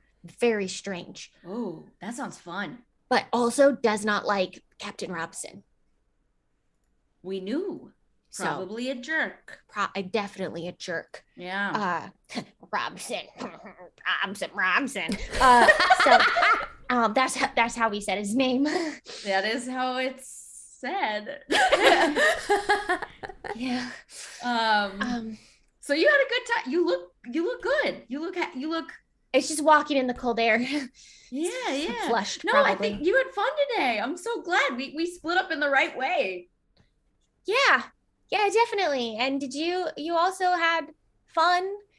Yeah, I mean, the guy who runs the import house, Arthur, he was a nice guy. He said that if I ever go on a dig, he'd be happy to work with me to ship whatever I needed over. Good. That's convenient, 2 birds with 1 stone, all that sort of a thing. I wonder what Millie found out. I wonder where Linda is. Linda's not here. Oh, I don't know. She probably found a boyfriend. Oh, yeah. I mean, probably. So I guess we should if there's time, we could go to Juju House in Harlem before we go to the club to have fun tonight. What are you gonna wear when we go out? You said you were gonna trade your clothes. Oh, yeah. I mean, we could go shopping. We could. Can just have receipts. I don't know what I would buy. I mean, what do you want? We can get Nothing. new top. Nothing. Oh, You don't want anything? what do you think I should want? I mean, I don't know. You mean you can want anything? As you're scheming on what you should want to want from the stores, when you are given a blank check to go on an expedition around the world, Millie and Linda come up the stairs of the Broadway Hotel. And Linda somehow intuitively just is stomping her way up these stairs. In case, If anyone we're coming up the stairs. Millie, what do you think? What Yes, else? ma'am. Say it again, ma'am. Hold on. Did you? Oh, and as you're in the hallway, and she was yelling, so if anybody wants to open their door, you would know that they're approaching. Yeah. wait, Millie. There's one more thing. And she grabs your hands and holds them up and concentrates, closes her eyes. If you close yours too, you see the flashback to the moment you witnessed in Prospero House. And you see just a few moments before, Jonah Kensington looking at the last letter he received from Elias. I'll show it to you. It's dated August 8th, 1924, Nairobi. And you can see this letter in a flash, as if whatever sort of incantation you had done at the cemetery pulls you back to this place, and you can see the letter clear as day in Elias's hand. Dear Jonah, big news. There is a possibility that not all of the members of the Carlyle Expedition died. I have a lead. Though the authorities here deny the cult angle, the natives sing a different tune. You wouldn't believe the stories. Some juicy notes coming your way. This one may make us all rich. Blood and kisses? Jay. Sign off. She releases your hand and says, "Phew, I love those, don't you? Oh my goodness. I was just completely unprepared for it. Wow, you've gotten really strong at those. Well, comes with age, my dear. Tea? and she walks to your room. As we hear them approaching, Peterson's just going to quickly say, Oh, at some point, we have to get Millie to tell us about this book, right? Right. Yes. Yes, the book. Okay, so it was a leather bag. Wasn't very thick. She's been really strange lately since the book got right. Yes, she doesn't want to tell us something, and I don't know why. We aren't keeping any secrets from her. Definitely not. Oh, that's what we're going to say? That's how we feel today? Sorry for interrupting out of character. That's how y'all feel today? That's fine. I mean, Just want that's to what we're clarify. saying today. Whether or not that's how we really feel, I don't know. Just As want to the four clarify. of you I reunite, don't know about you, but I think we should go over there and just ask her. And we'll get back to this conversation in a minute. And she'll tap you on the hand and then pull it back and then let's go talk to her. Yeah, let's go. And I acknowledge the bow tie that I gave you on your nightstand next to the door. ooh. Ooh. Linda opens the door and welcomes you in as if she could hear you approaching without even trying. Well, did we all have fun adventures this afternoon? Yes, the leather book. Yeah, what's the leather book? Millie. Millie? Does Did you Linda? conspire to have that conversation prior to us entering? Because that seemed a little direct. Well, maybe not for Joe, but Yes, there was some pre-discussion. Beautiful. We were discussing our beautiful days. Mm-hmm. And we heard you come up. And we said we aren't keeping any secrets from Millie, but it sure seems like Millie is keeping the secrets from us. Oh, I sense some tension in Absolutely paradise. I'll leave you to it. I'm just gonna go to the front desk and, well, maybe have a flirt. I knew it. Millie, it's okay if you don't want to tell us, but you know that you can. We're here as a team. That's what the sorority has sent us out to be. And if there's something, you know that we won't judge you for anything at all. We're here. We're here for you. So if we just want to know, I mean, because we're curious, but also because we care about you. Yeah, both things. And we're true. nosy. Yeah. I'm not going to deny it. I'm nosy as hell. Digging up people's secrets is literally what I love. I'm nosy about, I guess, like what is making people feel bad or what caused them to die. Well, my, it seems like there are so many questions that need to be addressed. Let's start addressing some of these inquiries, shall we? And then she flips off the light. Why are we going in the dark? He says, I understand that we are operating as a team correctly. And then she very abruptly closes the curtains. Yes. And that we are operating from a stance where we're not, how did you just say, Peterson? We're not keeping secrets from each other, because this is a circle of trust, right? And Yes, at that it's a point, circle of trust. she reaches, drops to her knees, pulls out a candle, lights it. But she has Drops to my 2 or knees. 3 other ones in her hands. And it's just so fascinating to me how this, she lights another candle. Peterson is line of regretting inquiry- everything they've said. I was a little bit thrilled. Wow. And it's just fascinating to me that this is the line of inquiry that we have been brought to. And as she lights a 3rd candle in this dark room, she's going to pull out that book from beneath her mattress and just haphazardly flip it and flops it right on the floor in between the 3 candles. Are we So burning let's the talk, diary? shall we? I think we're overdue for a team talk. Are you mad? Mad? Yes.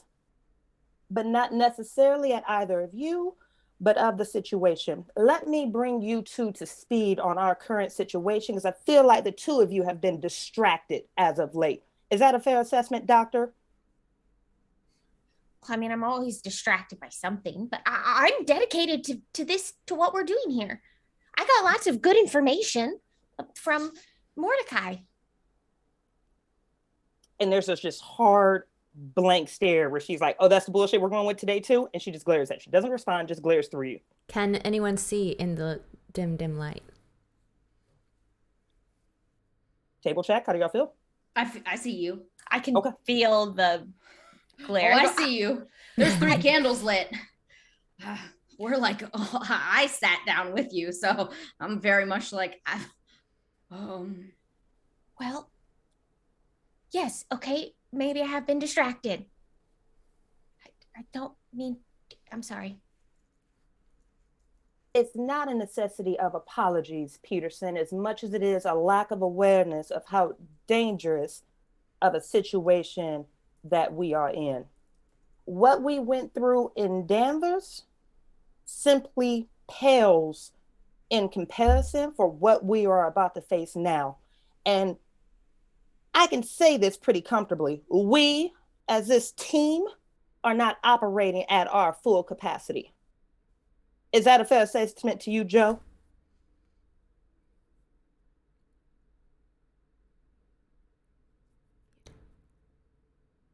am I muted? You're good. Oh, You're good.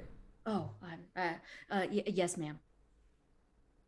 So, since we're asking questions back and forth, how about we get all of our cards on the table so hopefully we don't die or become consumed or vanished, much like our friend was who we lost 2 days ago? Because that is the focus of why we're here in New York, is it not? Yes, It is the focus, and I don't think, actually, that at any point in time, I have not been focusing on Jackson. I am the one who tried to save his life. I'm the one who had my hands in his intestines trying to put him back together. So yes, I am focused on it. My brain is capable of holding multiple things at once. Well, let's alleviate some of that pressure. What is going on between the two of you?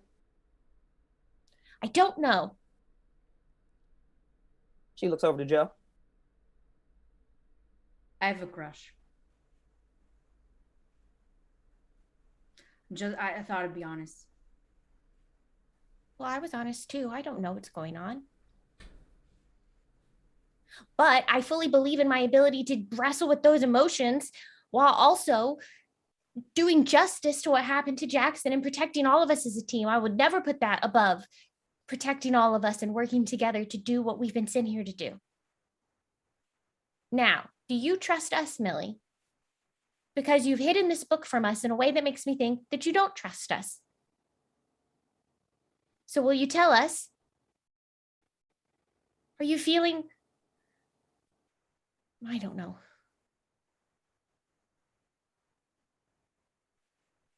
Oh, by all means, the secret's out of the bag now. Have a flip through. When you say flip through, the pages of this small book start flipping wildly on their own. Whoa. Whoa. How is this happening? How are you doing that, Millie? What do the pages say? Yo. Who, Keeper, will you take this one? Sure. Do you grab the book? No, I hover over it. I'm not touching that thing. I'm bending my candle towards it without pouring wax on it.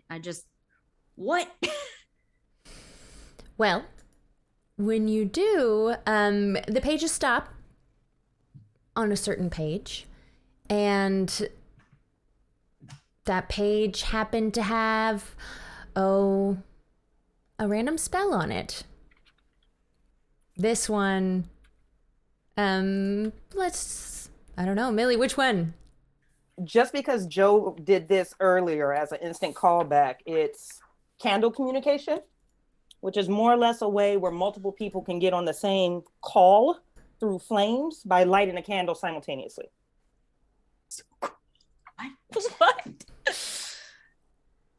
What? Wow. Millie's spell book that she was working on with Linda over the holidays is what you assume they had been up to all those months while each of you were off on different adventures. A candle communication spell? More or less. Many of the pages are blank, but you do see a few more pages with a few simple spells written in them. Oh, you're getting muted. Maybe a loose cord. Maybe. Oh, there you are. You're I back. can hear you now. Oh, how's that? Yep. Is that good? Yeah. Good. Good, and you sound good. Interesting. Okay. Millie, are you reading a spell book with Linda? Because More or less. that's amazing. Why on earth weren't you telling us? That is so cool. Throughout Do the the rest thing of the again. night, the three of you, as Linda comes back upstairs and joins you, you play games of going in different rooms and then whispering into the candle from them. We're practicing. Each time you do, you expend a magic point, which will be regained at 1 per hour every time you spend magic points. Millie, by the way, retcon, when you sat at Jackson's grave, you did expend 10 magic points. Good to to know. get those messages. Sorry, that was part of why you got the temporary 5. And that's also why she's so moody right now, because that dropped her down to 2 magic points. Oh. Wait, you only She's a had whole 7 mood to right start? now. She had 12 to start. And I dropped 10 at his grave. Yes, but you had a temporary 5 that Linda had given you. 5. Yeah. Okay. When she gave you sort of the power when you were sitting at the grave there. Okay. This whole time, Peter's just like, but how does it work though? obviously it is working, but how does it work? Roll for science. The future of cell phones is right here, guys, in this spell. So I actually don't have anything for science. It's so frustrating. So it's like a 1%, but I rolled really well otherwise. I rolled a 13, but it's not good enough because of my science. We dumped nothing into that apparently. So I have like nothing there. And you do believe that this is something that cannot be explained with science. You believe this is what they call magic. I bet it's something with like, I don't know, electrons or. I'm just Peterson and trying Joe to... roll for sanity. Oh, I almost asked for it. I was like, Peterson does not. I'm okay, 34. I'm not. This is fucking crazy. I'm talking to a candle and it's talking back. You lose. How many? How many? 2 points of sanity. Okay. Oh man. just for insult to injury, whomever is speaking, the candle flame actually like reformats itself into their silhouette just to insult to injury That's that so Sam was really cool. fast there. So cool. Ooh, yeah. I've convinced myself, I'm like, there isn't, I don't know the explanation yet, but that does not mean there isn't one. And I've fully been like, magic is real. I mean, I knew that, but like good magic is also real. With this new realization, the world looks just a little bit different as you see the setting sun outside your hotel window. Is there anything else you will try to accomplish before the day is done? I just want to really, I need to check in with Peterson. I need to check in with Millie. Oh, yeah. And I need to tell us we need to do Prospero House as a group because there's a lot of moving pieces there and that doesn't need to be a solo operation. Cool.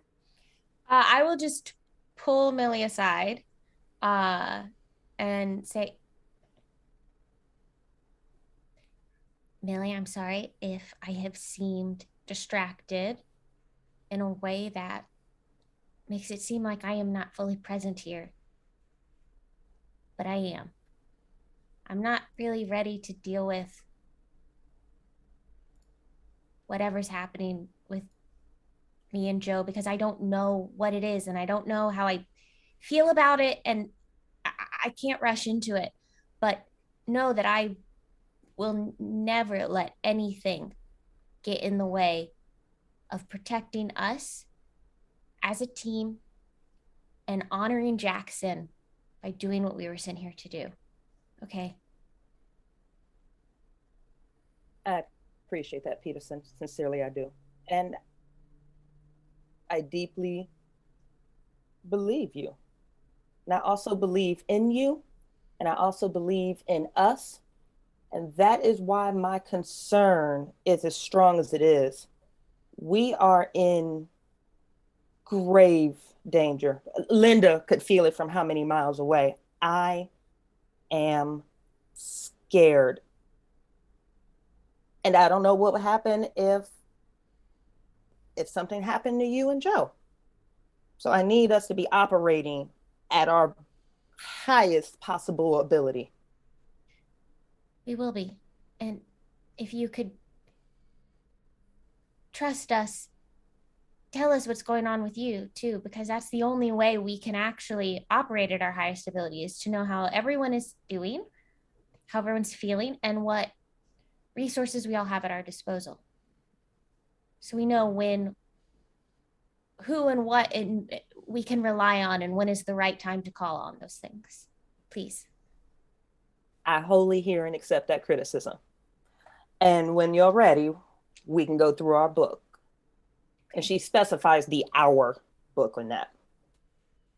And when I'm ready, maybe I could talk to you about, I don't know what,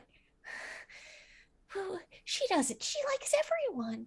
I don't know what, like, does she actually like me? I don't know what to do with that. Millie? Oh, darling, I wish I could breathe some words. She said she had a crush. Well, she has crushes all the time. She said she had a crush, and if nothing else, we can admit taking Joe for face value is a safe bet. Yeah. Okay, but if I also have a crush, then what? Then what? I'm gonna go check in on Miss Linda. When you go back, I think that you were in a closet of someone else's room after playing this candle game and running around, and you find Linda is fast asleep. She's not even in your room where all her stuff is. She's passed out face down on Joe's bed. She'll hop in the bed. Listen, she's from Baton Rouge. 6 or 7 people in the bed at the same time is nothing new to her. She'll climb in the bed with Linda because she's exhausted too. She rolls over and in her sleep puts her arm around you and says the name of her dead husband and says, "I'll get you." Don't worry, darling. He's very, very dead. Oh, very, very dead. So good. Well, since they're asleep in my room, I'm gonna like walk past. I'm assuming Peterson's open door. Be like, I guess I'm sleeping in Millie's room. Do you want to come in for a second? Yeah. Okay. Yeah. So, hey, I'm sorry if I made you uncomfortable. I know that I have been behaving like me, and that sometimes ignores everyone else. So Millie was right about that. I'll tell her in the morning. She doesn't deserve it. I told you so right now. But I think she was wrong about you. And I think that you are incredibly professional and incredibly good at what you do. And you care very much about the people that you care about. And I like you. I figured that out. And that's okay. If you haven't figured that out, I am perfectly happy leaving whatever we need to leave as it is. If it's going to get in the way of anything, and if that makes this team not function, I love you as is, and oh, I'm saying words. I just wanted to let you know that it's whatever you want is okay. I'm still going to be here. Well, so. You've been busy being you, but I like you. So there's that. I don't. I mean, that's not a bad place to start. No, I just don't. I wasn't. This is all very surprising for me because I didn't think, one, that you were interested in looking for anyone to like, and two, that of all the people that you would choose to like, I would not have thought someone like me would be who you would like. I'm not as adventurous as you are, and I'm kind of a mess. Penny, look at what you do for a living. We go on adventures all the time together. What? You know more about me than anyone. You and Millie are the closest people I know. Yeah. I mean, I feel the same. You're smart and brilliant, and you dress like fucking amazing. I'm sorry. Really? You think so? Yeah, I think they're not very good. You said we needed to go shopping, and I don't know what else to wear. Oh, I didn't mean that like that. My brother's clothes, and no, I meant because Erica nice. sucks. I just meant I love the way you dress. I love your bow ties. If you didn't like mine, I could take back. I know that was a bad gesture. That was just no. I do like it. I didn't know what to do with it at first. I was like, I don't need this. I've pulled myself together. I can tie my own tie. I don't need a tie. I don't need to be patronized to. But then I went, well, what does this mean? I don't know. No, and I it got was confused, patronizing. but I like it. No, it didn't. It was actually really nice. That's why I kept it. I was going to wear it when we went out to the bar in Harlem, but then we haven't done that yet. And now we're talking about it. So now I can't do that as a nice thing, but maybe I still will, but it won't be like a surprise moment for you because I've told you now that I was thinking about it. I just don't know who I am sometimes. And so it makes me think, how could anyone like who I am if I don't always know who I am? Does that make sense? Yeah, actually. Yeah.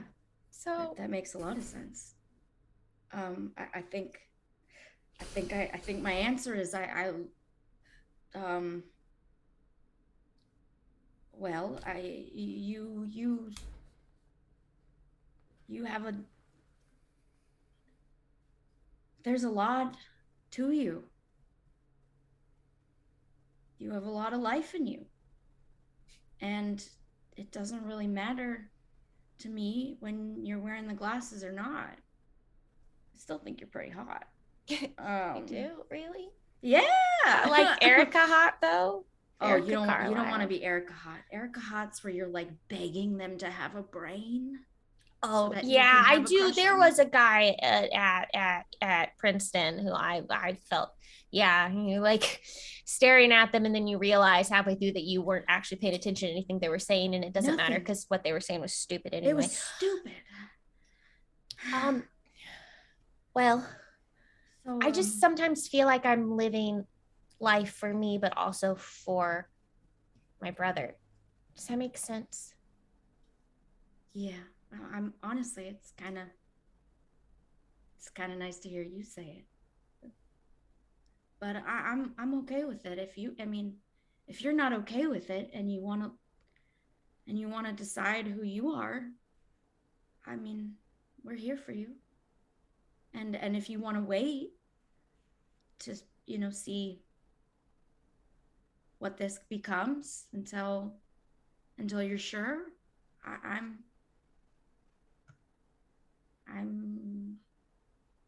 I'll be here. Well, a couple of things. I think first that Millie is right that maybe right now is not the right time to be, trying to figure out feelings like this. It can be distracting. Of course, it can be distracting. I'm standing next to you in a room and I'm thinking about that instead of While thinking we're about alone. how we're talking to Yeah. a reporter or While something. sitting on a bed right next to you. Yeah. Right. Yeah. So that, I guess that is kind of distracting. So maybe we sort of wait Yeah. a little bit, but we also should. Maybe I should go because I really want to kiss you. Oh. Okay. Okay, I should go, or okay, I can kiss you. I don't know. Okay. I had so many other thoughts. I was yeah. just okay. Wait 1 second. Let me get all my thoughts out, and then if you still want to, then maybe it's okay. Okay. 2. We need to make sure Millie feels like we're taking our work here seriously, and that we're taking Jackson seriously. Yeah. And 3, and Peterson will reach out and grab Joe's hand and say, I am not going to let anything happen to you. I know Millie's scared, and it's probably right to be scared, but I'm not going to let anything happen to you. I'll fight tooth and nail for you, kid. And I'm gonna lean in, but I'm going to kiss you right here. Beside the mouth. Right beside the mouth, and I say, that's a promise for later. As they head to their separate rooms Yes. for the night. Can you imagine Peterson being like, all right, get it on Peterson? Tentacled Cthulhian monster bursts in each of your window. As the chat has rightly called out, you all are doing this as a tactic to turn Call of Cthulhu into a rom-com, and It's gonna hurt so much more when one of us is When eviscerated. one of us dies, it's game over. there's one more thing that happens Yeah. before the night is out. In fact, the night has gone. The moon has set. The stars are out. And Millie, gets out of bed just for a morning, middle of the night, break to relieve herself, and goes into the bathroom, flicks on the light switch, and looks at herself in a small round mirror. And doesn't see the Millie she sees in the mirror every day. She sees a much older Millie. She sees right through the skin of her face and sees a skeletal reflection. And then the open window has a slight breeze blow in. And Millie goes back to Millie in the mirror. She screams. And with that, that's where we'll leave it for the evening. Thank you so much to all of our live viewers in chat. Thank you so much to everyone who's watching later on YouTube, or maybe you're just listening to the audio. We're so grateful for you paying attention to our little story here. And a huge, huge thank you one more time to our sponsor, Chaosium Inc. Go to chaosium.com and use our offer code CALYX3. You're going to get 10% off, and then we'll be grateful that you used our code. So thanks so much to my incredible players. If you are interested in the discussion we are about to have, you can find our after show on Patreon at patreon.com/goodtimesociety, which also supports all of the other wonderful stuff like tabletop board games, podcasts, and much, much more on Good Time Society. We'll see you next week. Bye-bye.